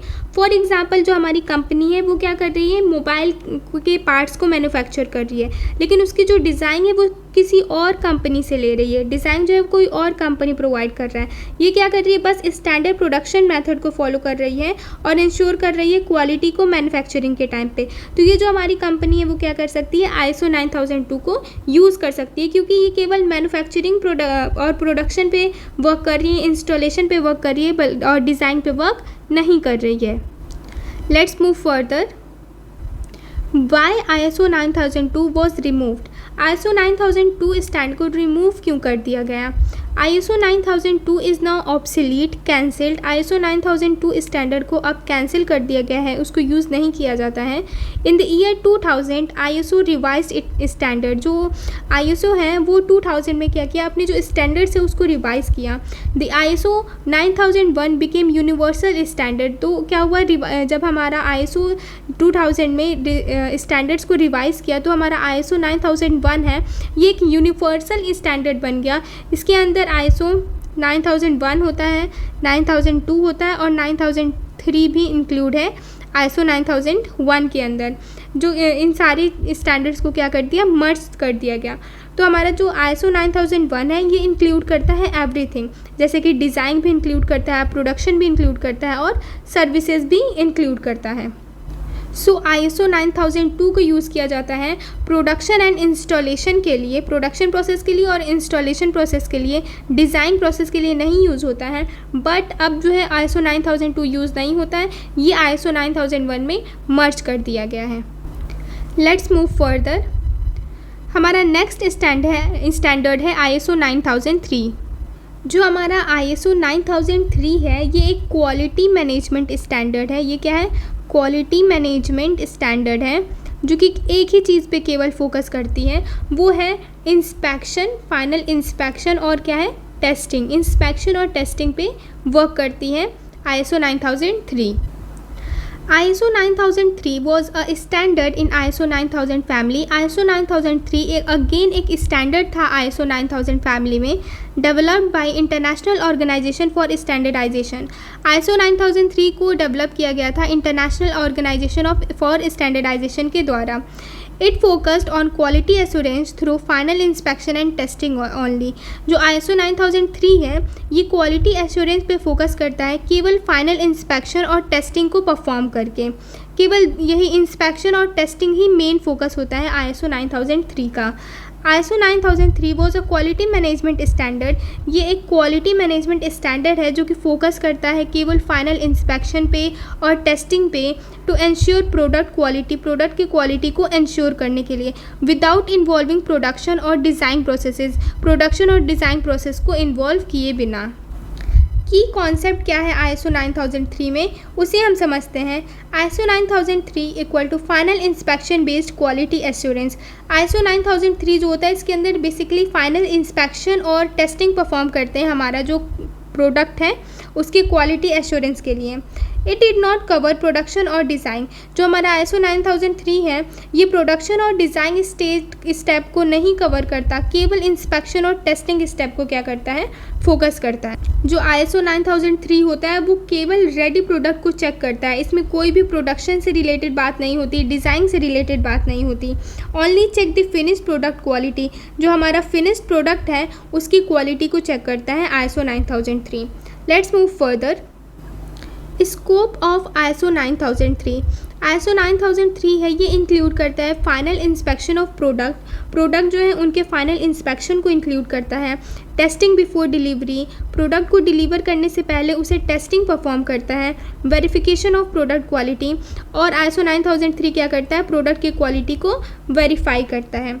इसको एक एग्जाम्पल के थ्रू कंसीडर करते हैं, समझने की कोशिश करते हैं। Let's suppose a company that buys readymade product, एक कंपनी है जो कि क्या कर रही है, रेडीमेड प्रोडक्ट को परचेज कर रही है। Only test them before selling, और क्या कर रही है, उस जो प्रोडक्ट को वो परचेज कर रही है उसे टेस्ट कर रही है दोबारा सेल करने से पहले। Such company used ISO 9003। इस तरीके की जो कंपनी है वो क्या करते हैं, ISO 9003 स्टैंडर्ड को यूज़ करते हैं। कुछ इंपॉर्टेंट पॉइंट है ISO 9003 से रिलेटेड, वो ये है कि ISO 9003 जो है वो इंस्पेक्शन और टेस्टिंग ही केवल परफॉर्म करता है, इसमें कोई भी प्रोडक्शन और डिज़ाइन से रिलेटेड रिस्पॉन्सिबिलिटी नहीं होती है। ISO 9003 को यूज़ करते हैं ट्रेडिंग के लिए, इंस्पेक्शन बेस्ड कंपनी के लिए, और अगेन ISO 9003 भी जो है वो मर्ज कर दिया गया है ISO 9001 में। अब ISO 9003 जो है इंडिपेंडेंट स्टैंडर्ड की तरह अवेलेबल नहीं है, बल्कि ये अगेन मर्ज हो चुका है हमारा ISO 9001 में। Let's move further. हमारा नेक्स्ट स्टैंडर्ड है ISO 9004। ISO 9004 is a standard from ISO 9000 family developed by the International Organization for Standardization। ISO 9004 जो है वो स्टैंडर्ड है जो कि डेवलप किया गया है इंटरनेशनल ऑर्गेनाइजेशन फॉर स्टैंडर्डाइजेशन के थ्रू, और ये अगेन एक स्टैंडर्ड है ISO 9000 फैमिली का। It provide guideline for improving overall performance of an organization beyond basic quality requirement। जो ISO 9004 है ये क्या करता है, ये प्रोवाइड करता है गाइडलाइन ओवरऑल परफॉर्मेंस को इम्प्रूव करने के लिए ऑर्गेनाइजेशन का बेसिक क्वालिटी रिक्वायरमेंट के साथ साथ। जो हमारा ISO 9004 है ये सर्टिफिकेशन के लिए नहीं होता है, बल्कि ये क्या करता है, गाइडलाइंस प्रोवाइड करता है, जिससे हमारा जो ऑर्गेनाइजेशन है उसकी ओवरऑल परफॉर्मेंस जो है वो इंक्रीज़ हो जाती है। ISO 9004 is a guideline standard. ISO 9004 जो है वो बेसिकली एक गाइडलाइन स्टैंडर्ड है जो कि हेल्प करती है ऑर्गेनाइजेशन को इम्प्रूव करने में परफॉर्मेंस को और अचीव करने में सस्टेन्ड सक्सेस को beyond basic quality management requirement. की कॉन्सेप्ट क्या है ISO 9004 का? ISO 9004 का की कॉन्सेप्ट है कि ISO 9004 long term improvement and success provide करता है ऑर्गेनाइजेशन के लिए। इसका फोकस होता है कंटिन्यूअस इम्प्रूवमेंट की, जो हमारा ऑर्गेनाइजेशन है उसकी प्रोडक्टिविटी को, उसकी एफिशिएंसी को क्या करें, कंटिन्यूअसली इम्प्रूव किया जा सके, लॉन्ग टर्म इम्प्रूवमेंट के टूवर्ड्स फोकस्ड होता है। Goes beyond ISO 9001 requirement. जो हमारा ISO 9004 है वो ISO 9001 की रिक्वायरमेंट के आगे जाता है। बेसिकली ये सर्टिफिकेशन के पर्पज़ के लिए नहीं होता है, ये हेल्प करता है to achieve sustained success. Sustained success को अचीव करने में ISO 9004 जो है वो हेल्प करता है। Let's move further. Purpose of ISO 9004। ISO 9004 का पर्पस क्या है? Improve efficiency and effectiveness. जो हमारा ISO 9004 है इसकी पर्पस होती है कि इम्प्रूव कर सके एफिशिएंसी को और इफेक्टिवनेस को। Enhance overall organizational performance. ISO 9004 क्या करता है, ओवरऑल ऑर्गेनाइजेशन की परफॉर्मेंस को इंक्रीज़ करता है। Achieve long term success. Long term success को अचीव करने में हेल्प करता है। टू इम्प्रूव कस्टमर सेटिस्फैक्शन, और कस्टमर के सेटिस्फैक्शन को भी इंक्रीज़ करने में हेल्प करता है। And to develop strong management practices, और एक स्ट्रॉन्ग मैनेजमेंट प्रैक्टिस को बनाने में भी हमारा ISO 9004 जो है वो हेल्प करता है। नेक्स्ट टॉपिक है हमारे पास फीचर्स ऑफ ISO 9004। ISO 9004 के फीचर्स क्या हैं?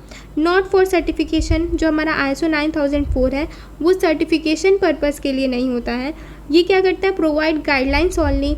जो हमारा ISO 9004 है वो केवल गाइडलाइंस प्रोवाइड करता है ऑर्गेनाइजेशन को, कि जिससे कि ऑर्गेनाइजेशन जो है वो लॉन्ग टर्म सक्सेस अचीव कर सके, अपनी परफॉर्मेंस को प्रोडक्ट की इंक्रीज़ कर सके। फोकस ऑन परफॉर्मेंस इम्प्रूवमेंट, जो ISO 9004 है वो परफॉर्मेंस को इम्प्रूव करने पे फोकस करता है।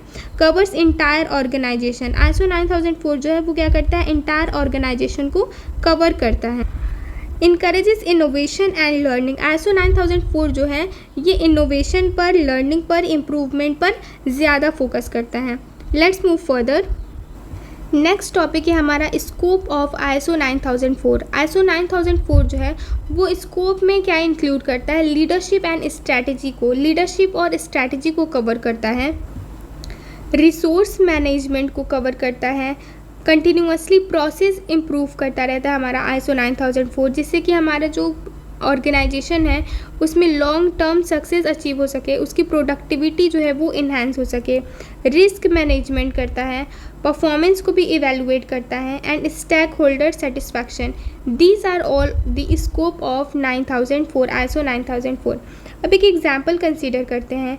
अ कंपनी ऑलरेडी ISO 9001 सर्टिफाइड, एक कंपनी है जो कि ऑलरेडी ISO 9001 सर्टिफाइड है, uses ISO 9004 to further improve processes. वो कंपनी क्या कर रही है, ISO 9004 को भी यूज़ कर रही है अपने प्रोसेसेस को इम्प्रूव करने के लिए।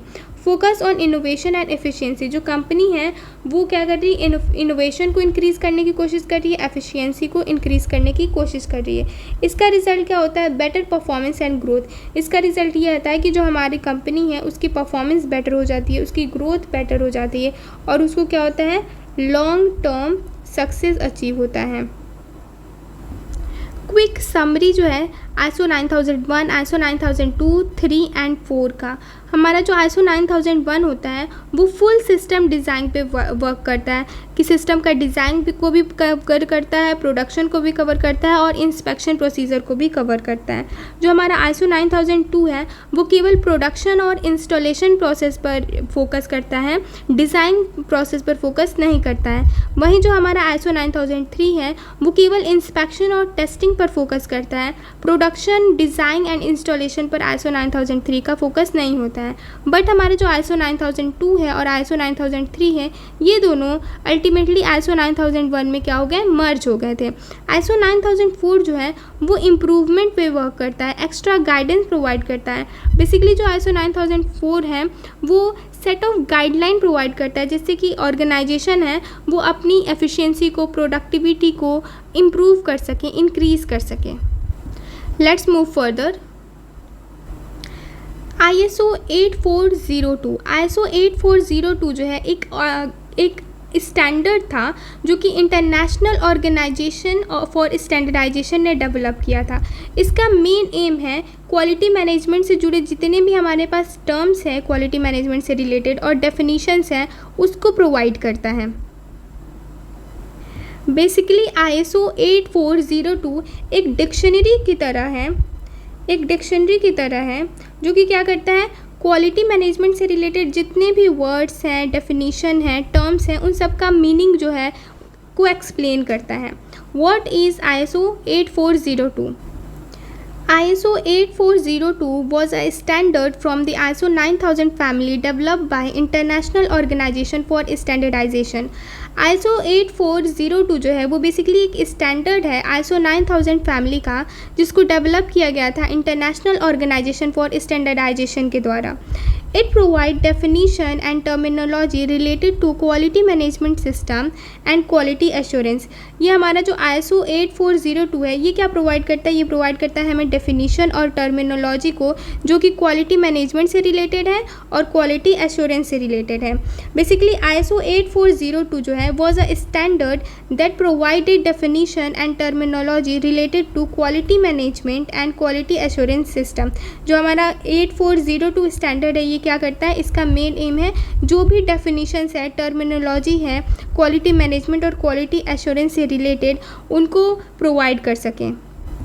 इसलिए हम ISO 8402 को standard vocabulary for quality term भी कहते हैं। Standard vocabulary for quality terms.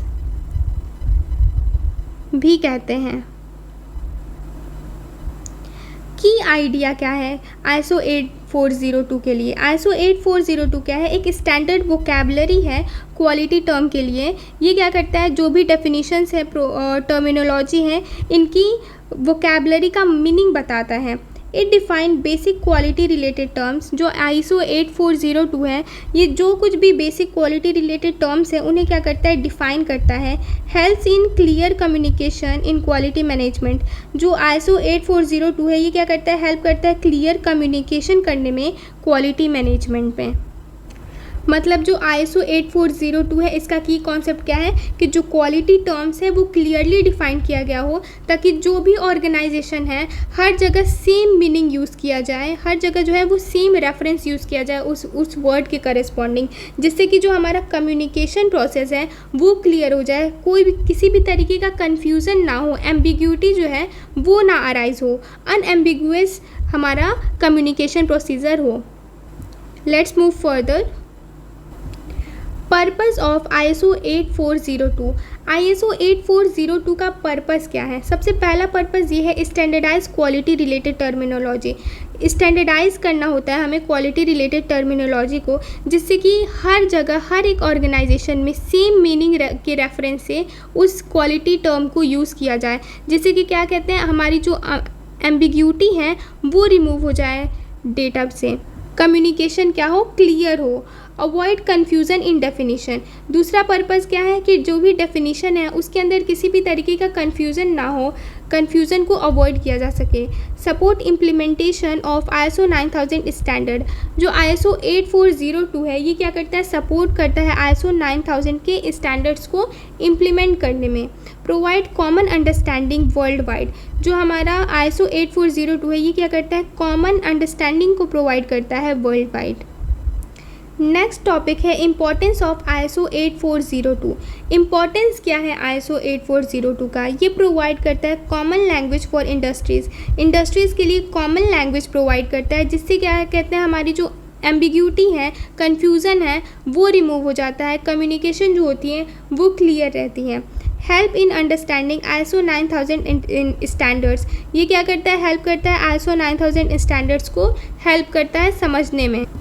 ISO 8402 क्या करता है, इम्प्रूव करता है कम्युनिकेशन बिटवीन ऑर्गेनाइजेशन के बिटवीन जो कम्युनिकेशन है उसको इम्प्रूव करता है। Essential for quality professionals.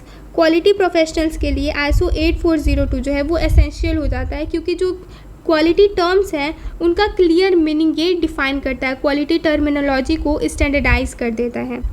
Let's move further. Important terms defined in ISO 8402।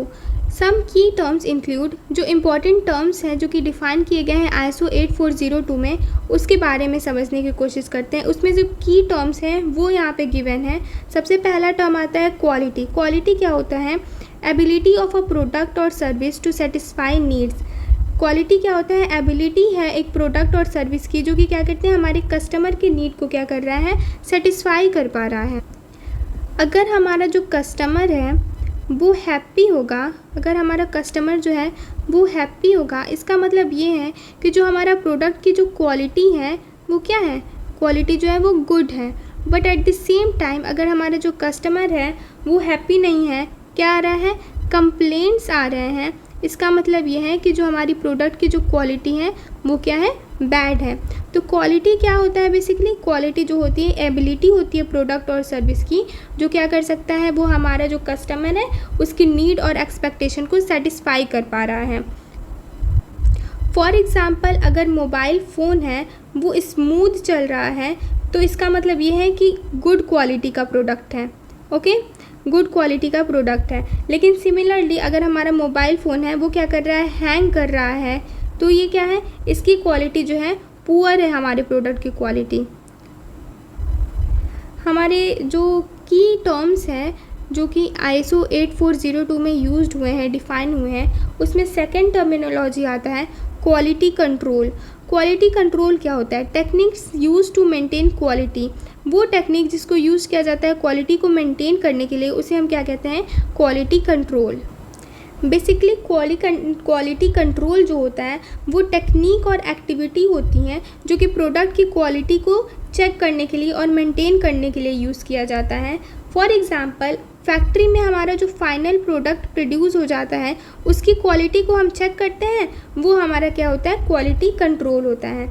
Next terminology है क्वालिटी एश्योरेंस। क्वालिटी एश्योरेंस क्या होता है, planned activities to ensure quality assurance basically होता है वो प्लान्ड एक्टिविटी होती है जो कि क्या करता है, एंश्योर करता है हमारी प्रोडक्ट की क्वालिटी को अचीव करने में कि जो हमारा प्रोडक्ट की क्वालिटी है वो अचीव होगा या नहीं।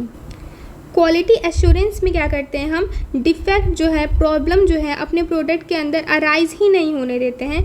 इसके लिए हम क्या करते हैं, प्रॉपर ट्रेनिंग प्रोवाइड करते हैं अपने वर्कर्स को, प्रॉपर ट्रेनिंग प्रोवाइड करते हैं, स्किल्ड वर्कर्स का यूज़ करते हैं, स्टैंडर्ड ऑपरेटिंग प्रोसीजर से प्रोडक्ट को मैन्युफैक्चर करते हैं और डॉक्यूमेंटेशन को क्या करते हैं, मेंटेन करते हैं क्वालिटी एश्योरेंस को कवर करने के लिए। क्वालिटी एश्योरेंस जो है बिफोर और ड्यूरिंग प्रोडक्शन दोनों टाइम पे होता है। नेक्स्ट की टर्मिनोलॉजी हमारे पास है वो है क्वालिटी मैनेजमेंट। क्वालिटी मैनेजमेंट क्या होता है, coordinated activities to direct and control quality. Basically quality management का मतलब होता है कि ऑर्गेनाइजेशन की सभी एक्टिविटीज़ को हम इस तरीके से मैनेज करते हैं जिससे से हमारा जो क्वालिटी है वो मेंटेन हो पाए। क्वालिटी मैनेजमेंट जो है वो बेसिकली इंक्लूड करता है क्वालिटी प्लानिंग। ये क्या इंक्लूड करता है, क्वालिटी प्लानिंग को इंक्लूड करता है। आफ्टर दैट ये क्वालिटी कंट्रोल को भी इंक्लूड करता है, क्वालिटी एश्योरेंस को इंक्लूड करता है और क्या इंक्लूड करता है, क्वालिटी इम्प्रूवमेंट को इंक्लूड करता है। तो जो हमारा क्वालिटी मैनेजमेंट है इनमें ये सारे स्टेप्स जो हैं वो क्या हो जाता है, इंक्लूड हो जाता है। बेसिकली क्वालिटी मैनेजमेंट जो है, क्वालिटी को ओवरऑल हैंडल करना ही जो होता है वो क्या होता है, क्वालिटी मैनेजमेंट होता है। Let's move further. हमारा जो नेक्स्ट की टर्मिनोलॉजी है वो है defect, non fulfilment of requirement. Defect का बेसिकली मतलब होता है कि जो हमारा रिक्वायरमेंट है वो फुलफिल ना हो, मतलब कि जो हमारा एक्सपेक्टेड क्वालिटी था वो एक्सपेक्टेड क्वालिटी ना नहीं मिला तो उसे हम क्या कहते हैं, डिफेक्ट कहते हैं। ठीक है, फॉर एग्ज़ाम्पल अगर हम कोई शर्ट परचेज़ कर रहे हैं और उस शर्ट में क्या है, बटन मिसिंग है, तो क्या हुआ, हमारा जो है रिक्वायरमेंट फुलफ़िल नहीं हुआ, इसको हम क्या कहते हैं, डिफेक्ट कहते हैं। जैसे हमारा कार है, कार के इंजन में कोई इशू है, तो जो कुछ भी हम परचेज़ कर रहे हैं उसकी रिक्वायरमेंट फुलफ़िल नहीं हो पा रही है, उसको हम क्या कहते हैं, उसको हम कहते हैं defect.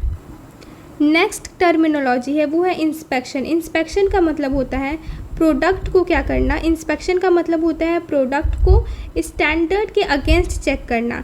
Checking product against standard मतलब क्या है, जो हमारी स्टैंडर्ड क्वालिटी है, ऑपरेटिंग प्रोसीजर है, उसके अगेंस्ट हम अपने प्रोडक्ट को क्या करते हैं, चेक करते हैं। इससे हम पता लगाते हैं कि जो हमारा प्रोडक्ट है वो सही है या नहीं, उसकी वर्किंग प्रोसीजर करेक्ट है या नहीं। फॉर एग्जांपल हम साइज़ मेज़र करते हैं, वेट को चेक करते हैं, तो ये सारा क्या आता है, हमारा इंस्पेक्शन के कैटेगरी में आता है। नेक्स्ट टॉपिक है हमारे पास इम्पॉर्टेंस ऑफ ISO 8402। इम्पॉर्टेंस इसलिए है इसका कि ये प्रोवाइड करता है कॉमन लैंग्वेज फॉर इंडस्ट्रीज़। सारे इंडस्ट्रीज़ के लिए कॉमन लैंग्वेज को प्रोवाइड करता है ISO 8402। मतलब जितने भी टर्मिनोलॉजी है क्वालिटी रिलेटेड, जितने भी टर्मिनोलॉजी है, की टर्म्स हैं, उनका मीनिंग जो है वो यूनिफॉर्म कर देता है, स्टैंडर्ड कर देता है, जिससे कि कम्युनिकेशन जो है वो क्लियर हो without any confusion. Helps in understanding ISO 9000 standard. ISO 8402 जो है वो इम्पॉर्टेंस इसलिए भी हो जाता है क्योंकि ये हेल्प करता है हमें ISO 9000 स्टैंडर्ड को समझने में। इम्प्रूव करता है कम्युनिकेशन को बिटवीन ऑर्गेनाइजेशन, क्योंकि ये टर्मिनोलॉजी का स्टैंडर्ड मीनिंग फिक्स कर दिया है। इससे क्या होता है, हमारा जो कम्युनिकेशन है बिटवीन द ऑर्गेनाइजेशन वो इम्प्रूव हो जाता है। Essential for quality professional. Quality professionals के लिए जो हमारा ISO 8402 है एक बेसिक फाउंडेशन होता है। करेंट स्टेटस जो है ISO 8402 का वो ये है कि हमारा ISO 8402 जो है वो ऑब्सोलीट हो चुका है, इसको रिप्लेस कर दिया गया है ISO 9000 के थ्रू।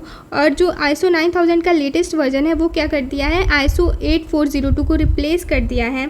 और जो जितनी भी मॉडर्न टर्मिनोलॉजी है, अपडेटेड की टर्म्स हैं, वो मॉडर्न ISO 9000 के अंदर क्या है, इंक्लूड है। सो हमारा करेंट स्टेटस क्या है, ISO 8402 is now obsolete. ISO 8402 जो है वो ऑब्सोलीट हो चुका है, replaced by ISO 9000 latest versions. जो ISO 9000 के लेटेस्ट वर्जन है इनके थ्रू रिप्लेस किया गया है। मॉडर्न ISO 9000 इंक्लूड करते हैं अपडेटेड टर्मिनोलॉजीज़ को। Let's move further. हमारा जो नेक्स्ट टॉपिक है वो है just in time. Just in time क्या होता है, जस्ट इन टाइम एक प्रोडक्शन प्रोसेस है, एक प्रोडक्शन का और इन्वेंट्री प्रोसेस है जस्ट इन टाइम। इसमें क्या होता है, जिसमें मटेरियल को हम हमारा जो नेक्स्ट टॉपिक है वो है just in time. Just in time basically एक प्रोडक्शन और इन्वेंट्री प्रोसेस है, सिस्टम है, जिसमें मटेरियल या प्रोडक्ट को तभी बनाया जाता है जब उसकी नीड हो। Just in time is a production and inventory system in which materials are purchased and produced only when needed, not in advance. Just in time क्या है, बेसिकली एक प्रोडक्शन और इन्वेंट्री सिस्टम है जिसमें मटेरियल्स को purchase किया जाता है, प्रोड्यूस किया जाता है तभी जब उसकी नीड हो, एडवांस में नहीं मटेरियल्स को परचेज और प्रोड्यूस करके रखा जाता है। जब राइट आइटम राइट क्वांटिटी में राइट टाइम पे नीड होता है तभी हम जस्ट इन टाइम प्रोसेस में क्या करते हैं, उसको परचेज करते हैं। Just in time is a production system where materials and product are produced purchased only when required. Just in time क्या है, एक प्रोडक्शन प्रोसेस है, एक प्रोडक्शन सिस्टम है जब मटेरियल को, प्रोडक्ट को प्रोड्यूस किया जाता है, परचेज़ किया जाता है तभी जब वो रिक्वायर्ड हो, नीड हो, राइट क्वांटिटी में और राइट टाइम पे। एडवांस में, बल्क में उसको हम क्या करते हैं, परचेज करके नहीं रखते हैं, कोई एक्स्ट्रा स्टॉक नहीं रखते हैं, एक्स्ट्रा स्टोरेज नहीं यूज़ करते हैं, बस जितना हमें चाहिए, जितना क्वांटिटी में रिक्वायर्ड है उतना ही रखते हैं। इससे क्या होता है कि जो हमारा स्टोरेज जो है वो सेफ़ होता है। स्टोरेज क्या है हमारा, जो वो सेफ़ होता है। स्टोरेज क्या होता है, सेफ़ होता है। कॉस्ट जो होता है वो भी रिड्यूस होता है। नेक्स्ट टॉपिक है हमारा ओरिजिन ऑफ जिट। जिट जो है, जस्ट इन टाइम जो है वो ओरिजिन कहाँ हुआ। जस्ट इन टाइम जो है बेसिकली वो डेवलप हुआ था जापान में आफ्टर वर्ल्ड वॉर 2। जो हमारा वर्ल्ड वॉर 2 था उसके बाद जो है जापान में जस्ट इन टाइम डेवलप हुआ था। इसको मेनली डेवलप किया था एक तो टोयोटा मोटर्स कंपनी ने, दूसरा जो टोयोटा मोटर कंपनी के अंदर एक एम्प्लॉय थे, इंजीनियर थे, टाइची ओनो, इन्होंने डेवलप किया।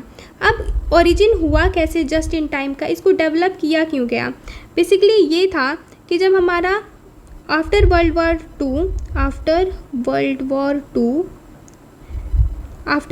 टू क्या होता है, जो जापान है वो क्या कर रहा है, जापान जो होता है वो सफ़र कर रहा होता है लिमिटेड रिसोर्सेज से। जापान जो है वो क्या कर रहा होता है, सफ़र कर रहा होता है लिमिटेड रिसोर्सेज से। लेस मेमोरी अवेलेबल है जापान के पास, and obviously at the same time storage की भी शॉर्टेज है जापान के पास, एंड मनी की भी शॉर्टेज है जापान के पास।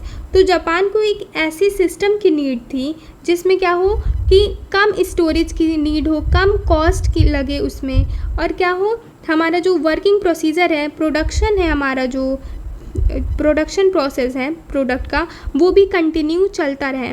इस तरीके की सिस्टम की जो है वो नीड थी जापान को।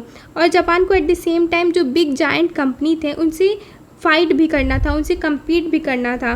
तो हमारा जापान में जो टोयोटा मोटर कंपनी है उन्होंने क्या किया कि एक इस ऐसा सिस्टम को क्रिएट किया बेसिकली जो कि एक्स्ट्रा स्पेस को नहीं रिड्यूस करता है, एक्स्ट्रा स्पेस नहीं लेता है, वेस्टेज को रिड्यूस करता है, कॉस्ट को रिड्यूस करता है, और जो प्रोडक्टिविटी है उसको इंक्रीज़ करता है। कंटिन्यू प्रोडक्शन प्रोसेस जो है वो कंटिन्यू चलता रहता है। इस सिस्टम को बेसिकली बोला गया टोयोटा प्रोडक्शन सिस्टम। इस सिस्टम को क्या बोला गया, Toyota production system.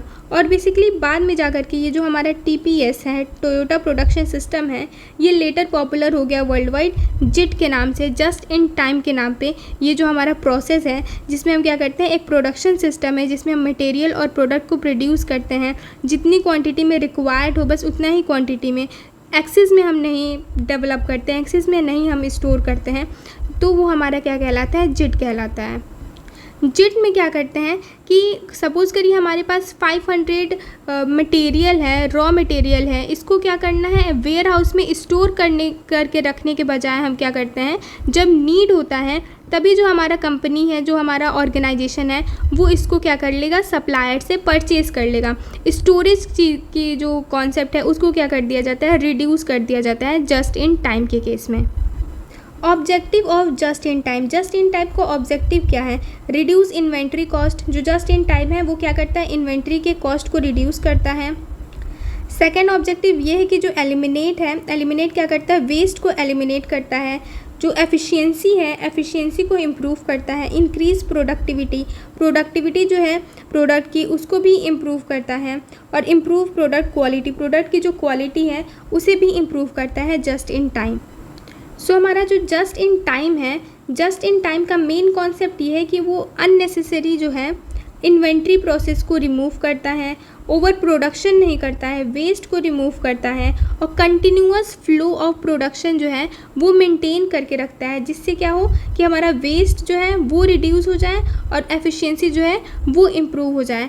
Just in time बस फोकस करता है जिन चीज़ों की ज़रूरत है केवल उसी को क्या करना, प्रोड्यूस करना और परचेस करना। एडवांस में हम कुछ भी प्रोड्यूस या परचेस करके बल्क में नहीं स्टोर करते हैं। Let's move further.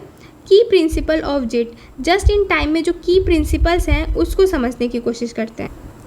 पहला प्रिंसिपल जो है वो है ज़ीरो इन्वेंट्री। ज़ीरो इन्वेंट्री जो है ये क्या करता है, keep minimum stock. Minimum stock रखना चाहिए, मतलब किसी भी चीज़ों को बल्क में एडवांस में परचेस करके प्रोड्यूस करके नहीं रखना चाहिए, मिनिमम स्टॉक में चीज़ों को रखना चाहिए, जिससे कि हमारा जो वेस्टेज है ओवरऑल वो क्या हो सके, रिड्यूस हो सके, वेस्टेज कम हो सके। नेक्स्ट हमारा की प्रिंसिपल है वो है ज़ीरो डिफेक्ट। ज़ीरो डिफेक्ट क्या होता है, प्रोड्यूस एरर फ्री प्रोडक्ट, मतलब हम इस तरीके का प्रोडक्ट को प्रोड्यूस करें जिसके अंदर कोई भी मिस्टेक ना हो, कोई भी एरर ना हो, एरर फ्री, डिफेक्ट फ्री जो है हमें क्या करना है, प्रोडक्ट को प्रोड्यूस करना है। इस कंडीशन को हम कहते हैं, एरर फ्री प्रोडक्ट को प्रोड्यूस करने की कंडीशन को कहते हैं ज़ीरो डिफेक्ट। मतलब जस्ट इन टाइम में ऐसा एक इन्वेंट्री, एक ऐसा प्रोडक्शन सिस्टम है जस्ट इन टाइम जो कि ज़ीरो डिफेक्ट्स वाली प्रोडक्ट को प्रोड्यूस करता है। तीसरा की प्रिंसिपल है कंटिन्यूअस इम्प्रूवमेंट। जो हमारा just in time production process है उसमें कंटिन्यूअस इम्प्रूवमेंट होता रहता है, मतलब ऑलवेज इम्प्रूव द प्रोसेस। हर एक प्रोसेस को कंटिन्यू इम्प्रूव करते रहते हैं, बेटर बनाते रहते हैं, उसकी एफिशिएंसी जो है वो इंक्रीज़ करते रहते हैं। जो हमारा फोर्थ की प्रिंसिपल है वो है पुल सिस्टम। पुल सिस्टम क्या होता है, प्रोडक्शन बेस्ड ऑन डिमांड। जो प्रोडक्शन होता है प्रोडक्ट की वो डिमांड के बेसिस पे होता है। अगर कस्टमर जो है वो ऑर्डर करेगा प्रोडक्ट को तभी प्रोडक्शन जो है वो स्टार्ट होगा। तो ये जो है हमारी की प्रिंसिपल है जस्ट इन टाइम की, ज़ीरो इन्वेंट्री, ज़ीरो डिफेक्ट होना चाहिए, कंटिन्यूअस इम्प्रूवमेंट होना चाहिए और पुल सिस्टम होना चाहिए। अगर डिमांड है कस्टमर से प्रोडक्ट की तभी वो प्रोडक्ट प्रोड्यूस होगा, मैन्युफैक्चर होगा। बल्क में ऐसे एडवांस में प्रोडक्ट जो है वो प्रोड्यूस करके नहीं रखे जाएंगे। Let's move further. अब आता है how JIT works. Customer places order. सबसे पहले जो हमारा कस्टमर है वो ऑर्डर प्लेस करता है, प्रोडक्शन स्टार्ट इमीडिएटली। जब कस्टमर जो है ऑर्डर प्लेस करता है एट दैट टाइम प्रोडक्शन जो है वो स्टार्ट किया जाता है immediately. Raw material alive just in time. Raw material जब जो है कस्टमर जब ऑर्डर प्लेस करता है उस समय ही रॉ मटेरियल जो है टाइम पे अराइव होता है। Product is made and deliver. उसके बाद क्या किया जाता है, प्रोडक्ट को मैन्युफैक्चर किया जाता है, इमीडिएटली प्रोडक्ट को बनाया जाता है, उसके बाद प्रोडक्ट को डिलीवर किया जाता है। Know unnecessary storage. कोई अननेसेसरी बल्क में स्टोरेज क्रिएट करके नहीं रखी जाती है। इस तरीके से हमारा जो जस्ट इन टाइम है वो वर्क करता है। इसमें कोई एक्स्ट्रा अननेसेसरी स्टोरेज की ज़रूरत नहीं होती है, इसलिए कोई भी वेस्टेज नहीं होता है जस्ट इन टाइम के केस में। एक एग्ज़ाम्पल कंसीडर करते हैं, कार मैन्युफैक्चरिंग का हम एग्ज़ाम्पल कंसीडर करते हैं। सपोज़ करते हैं हमारे पास क्या है, एक कंपनी है जो कि क्या कर रही है, कार बना रही है, ठीक है।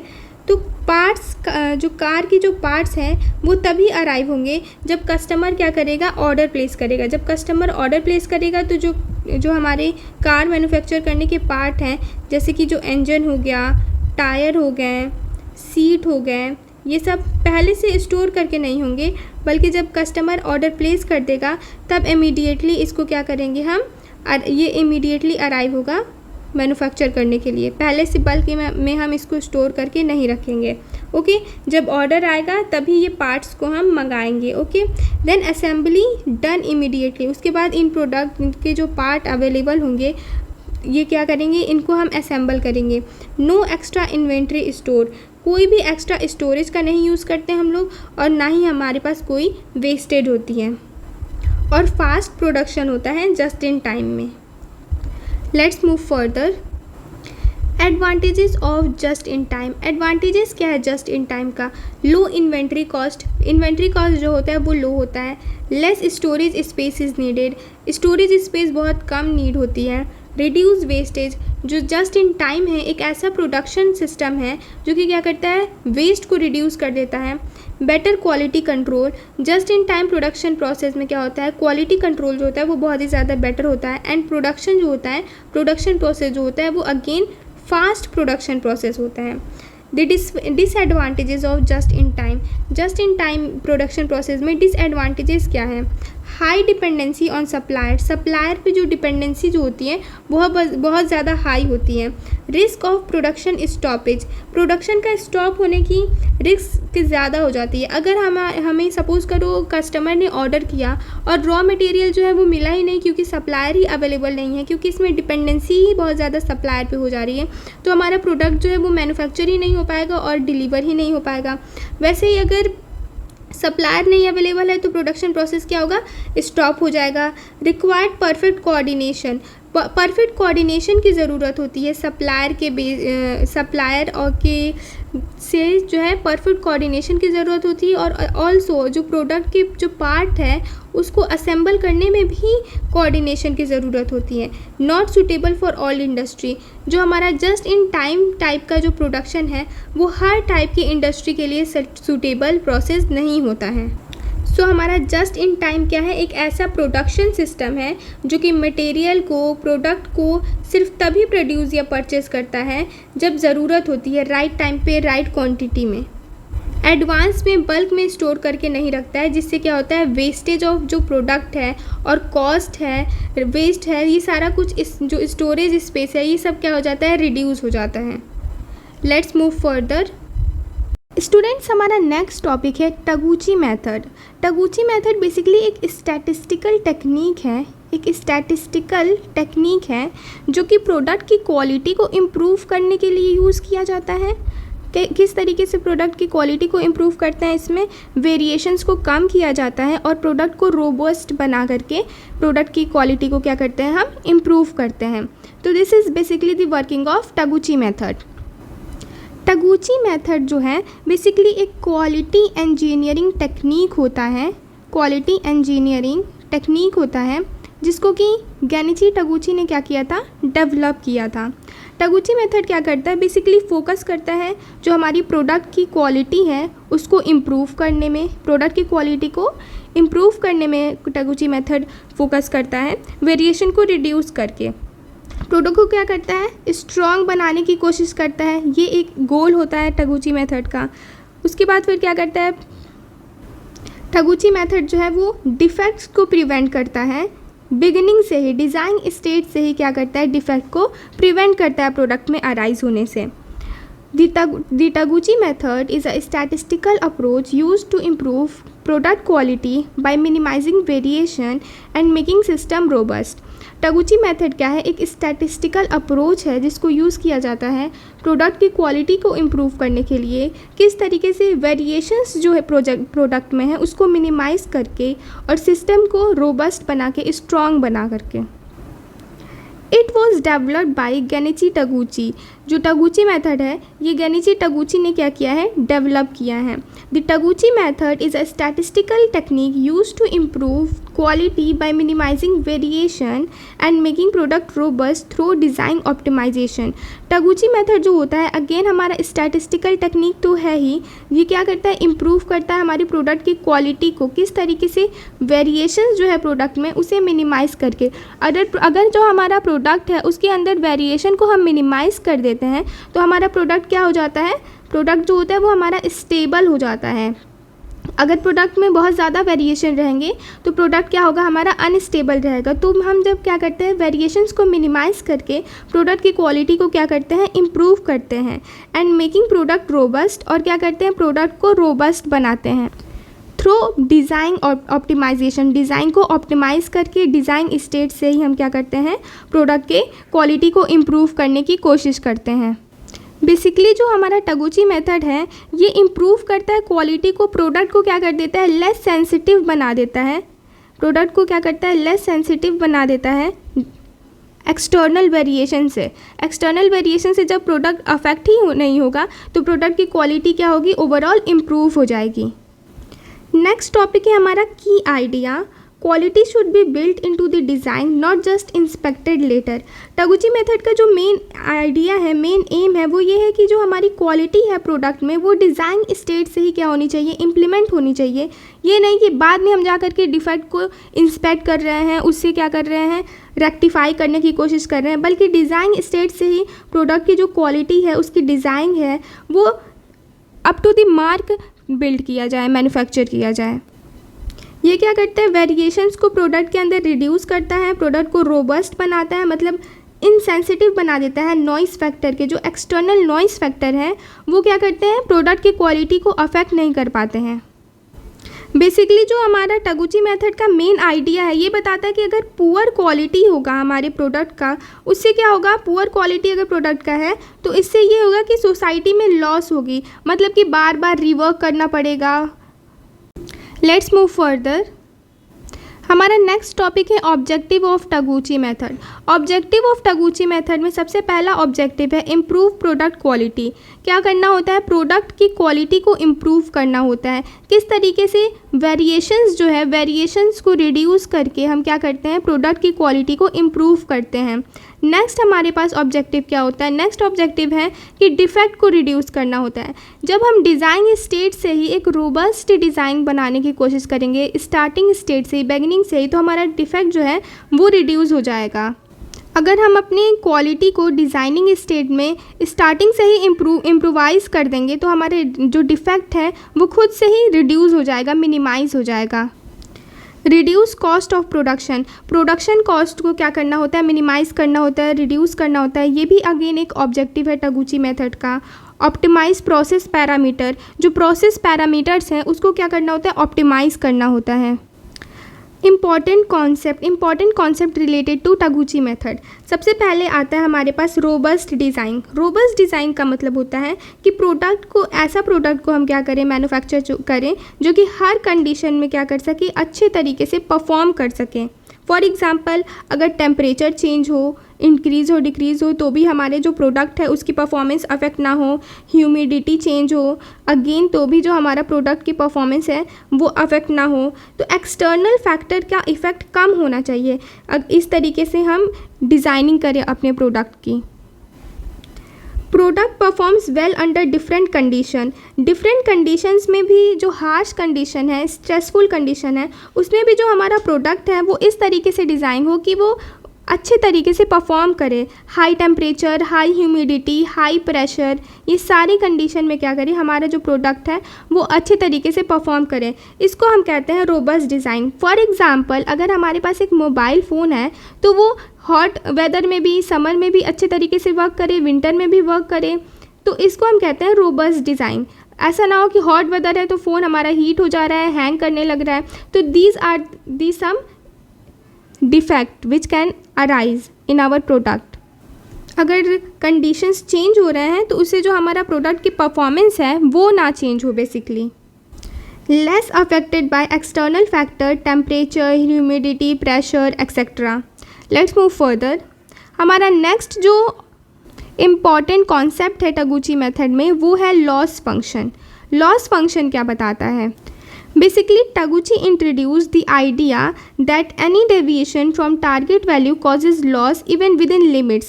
जो गेनिची टगुची हैं वो एक आइडिया इंट्रोड्यूस किए थे कि अगर लिटिल भी डेविएशन हो टारगेट वेरिएबल से एक्चुअल वेरिएबल की तरफ, तो उसको हम क्या कहेंगे, लॉस कंसीडर करेंगे। अगर लिमिट्स में भी वैल्यू डेविएट हो रहे हैं तो भी वो लॉस की तरह कंसीडर किया जाएगा। तो जो टगुची ने हैं वो क्या किए थे, वो लॉस फंक्शन को इंट्रोड्यूस किए थे। ये बताते हैं अगर छोटा सा भी डेविएशन हो जाता है टारगेट वैल्यू से तो उससे क्या हो जाता है, लॉस कॉज होता है। टगुची मेथड बेसिकली एक फॉर्मूला पे बेस्ड है। वो फॉर्मूला बताता है कि जो लॉस होता है हमारा वो डायरेक्टली प्रोपोर्शनल होता है डेविएशन फ्रॉम टारगेट वेरिएबल के होल स्क्वायर के। डेविएशन फ्रॉम टारगेट वैल्यू के होल स्क्वायर अगर हम करेंगे तो लॉस जो होता है इसके डायरेक्टली प्रोपोर्शनल होता है। अगर डेविएशन ज़्यादा होगा, मोर डेविएशन होगा, इसका मतलब है लॉस भी ज़्यादा होगा, मोर लॉस होगा, डायरेक्टली प्रोपोर्शनल है। दैट्स वाई अगर लॉस डेविएशन इंक्रीज करेगा तो लॉस भी ज़्यादा होगा, डेविएशन डिक्रीज होगा तो लॉस भी कम होगा। और होल स्क्वायर के डायरेक्टली प्रोपोर्शनल है तो लिटिल बिट भी अगर डेविएशन होगा तो लॉस ज़्यादा होगा। लॉस को हम L से रिप्रेजेंट करते हैं। ये डायरेक्टली प्रोपोर्शनल होता है जो हमारा एक्चुअल वैल्यू है और टारगेट वैल्यू है, इसका जो डेविएशन हम निकालते हैं इस तरीके से, इसकी होल स्क्वायर के डायरेक्टली प्रोपोर्शनल है। जब हम प्रोपोर्शनैलिटी के सिंबल को हटाते हैं तो एक प्रोपोर्शनैलिटी कांस्टेंट आ जाता है कि तो K L equal to K into Y minus T का होल स्क्वायर।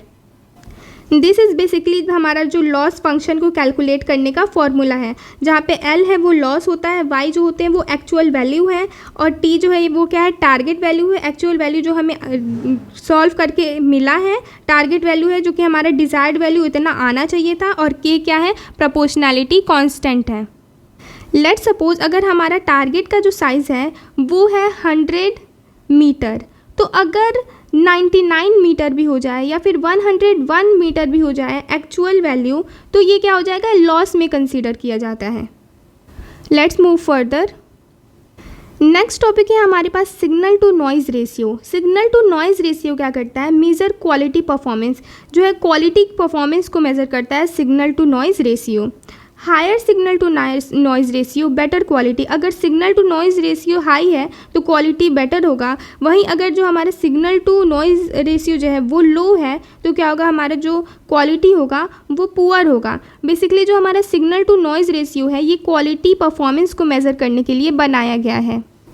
तो हमारा जो सिग्नल टू नॉइज़ रेशियो है बेसिकली ये डायरेक्टली प्रोपोर्शनल होता है क्वालिटी परफॉर्मेंस के, क्वालिटी परफॉर्मेंस के। Signal to noise ratio basically further 3 type के होते हैं, larger the better, smaller the better और nominal the best. Larger the better जो होता है वो स्ट्रेंथ के कॉन्सेप्ट में होता है, स्मॉलर द बेटर जो होता है वो डिफेक्ट के कॉन्सेप्ट में होता है। अगर स्ट्रेंथ लार्जर होगा तो हमारा जो सिग्नल टू नॉइज़ रेशियो है ये अच्छा आएगा, क्वालिटी परफॉर्मेंस अच्छा होगा। वैसे ही अगर स्मॉलर द बेटर के केस में होता है कि अगर डिफेक्ट जो है वो रिड्यूस रहेंगे तो क्वालिटी परफॉर्मेंस अच्छा होगा, सिग्नल टू नॉइज़ रेशियो जो है वो हाई आएगा। नॉमिनल द बेस्ट क्या होता है, डायमेंशन, अगर डायमेंशन जो है वो नॉमिनल है तो सिग्नल टू नॉइज़ रेशियो जो है वो हाई आएगा और जो हमारा बेटर क्वालिटी होगा।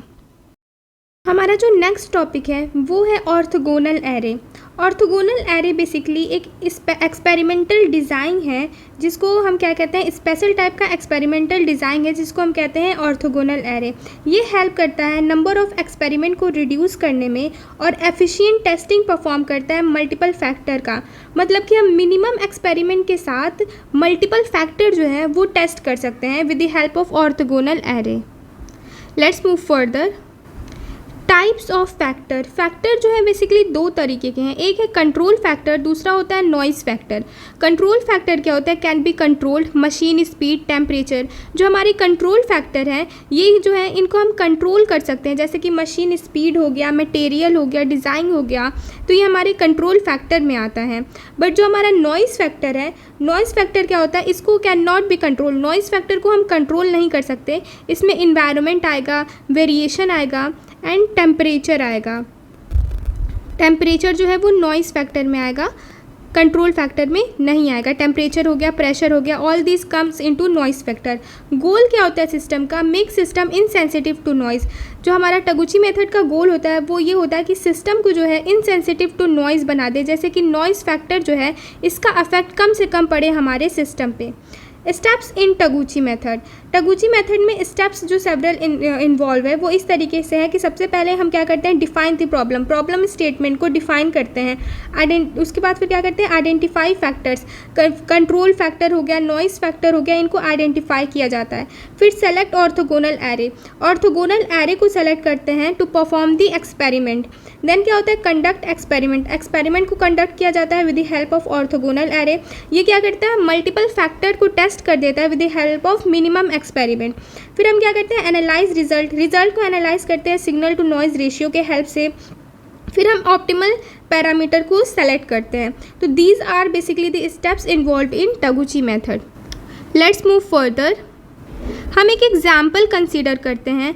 सपोज मैन्युफैक्चरिंग अ रजिस्टर, एक कंपनी है जो क्या कर रही है, रजिस्टर को मैन्युफैक्चर कर रही है। टारगेट रेजिस्टेंस जो है कंपनी का वो है 100 ओम, लेकिन एक्चुअल रेजिस्टेंस जो आ रहा है मैन्युफैक्चर करने के बाद रजिस्टर को वो आ रहा है 102 ओम। इवन दो एक्सेप्टेबल, ये भी जो रेजिस्टेंस है ये एक्सेप्टेबल है, लेकिन तभी भी क्या होता है, जो टगुची का जो लॉस फंक्शन है, क्वालिटी लॉस फंक्शन है, ये कहता है कि there is still quality loss, quality loss अभी भी एग्जिस्ट करता है, जो हम L=K/-T का होल स्क्वायर फॉर्मूला से कैलकुलेट करते हैं। तो ये कहता है कि अगर इवन लिटिल बिट भी डेविएशन हो रहा है हमारा एक्चुअल वैल्यू से, टारगेट वैल्यू से, तो उसको हम क्या कहते हैं, कंसीडर करते हैं लॉस में। Let's move further.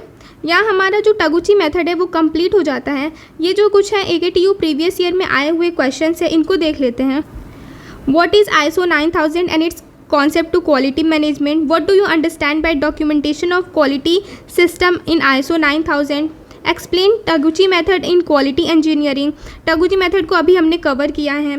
Explain the concept of JIT, JIT का कॉन्सेप्ट जस्ट इन टाइम, ये भी इंपॉर्टेंट है। ये एक प्रोडक्शन सिस्टम है जो कि बताता है बिना वेस्टेज का हम किस तरीके से कंटिन्यूअस फ्लो ऑफ प्रोडक्शन को मेंटेन कर सकें। What do you understand by documentation of quality system in ISO 9002? Multiple time ये क्वेश्चन रिपीट हुआ है। टगुची मेथड क्या होता है क्वालिटी इंजीनियरिंग में, क्वालिटी ऑडिट किसको कहते हैं, उसके टाइप्स के बारे में डिटेल में हमें एक्सप्लेन करना है। ISO 9000 फैमिली को डिस्क्राइब करना है हमें। ISO जो है 8402, 9000, 9001, 9002, 9003, 9004, इन सब के बारे में हमने लेक्चर में डिटेल में कवर कर लिया है। आप इसके आंसर्स को दे पाएंगे। Let's move further. ये रहे what are the limitation of JIT, define quality audit. These are the question which have been asked in 2 marks. Thank you students, thank you so much.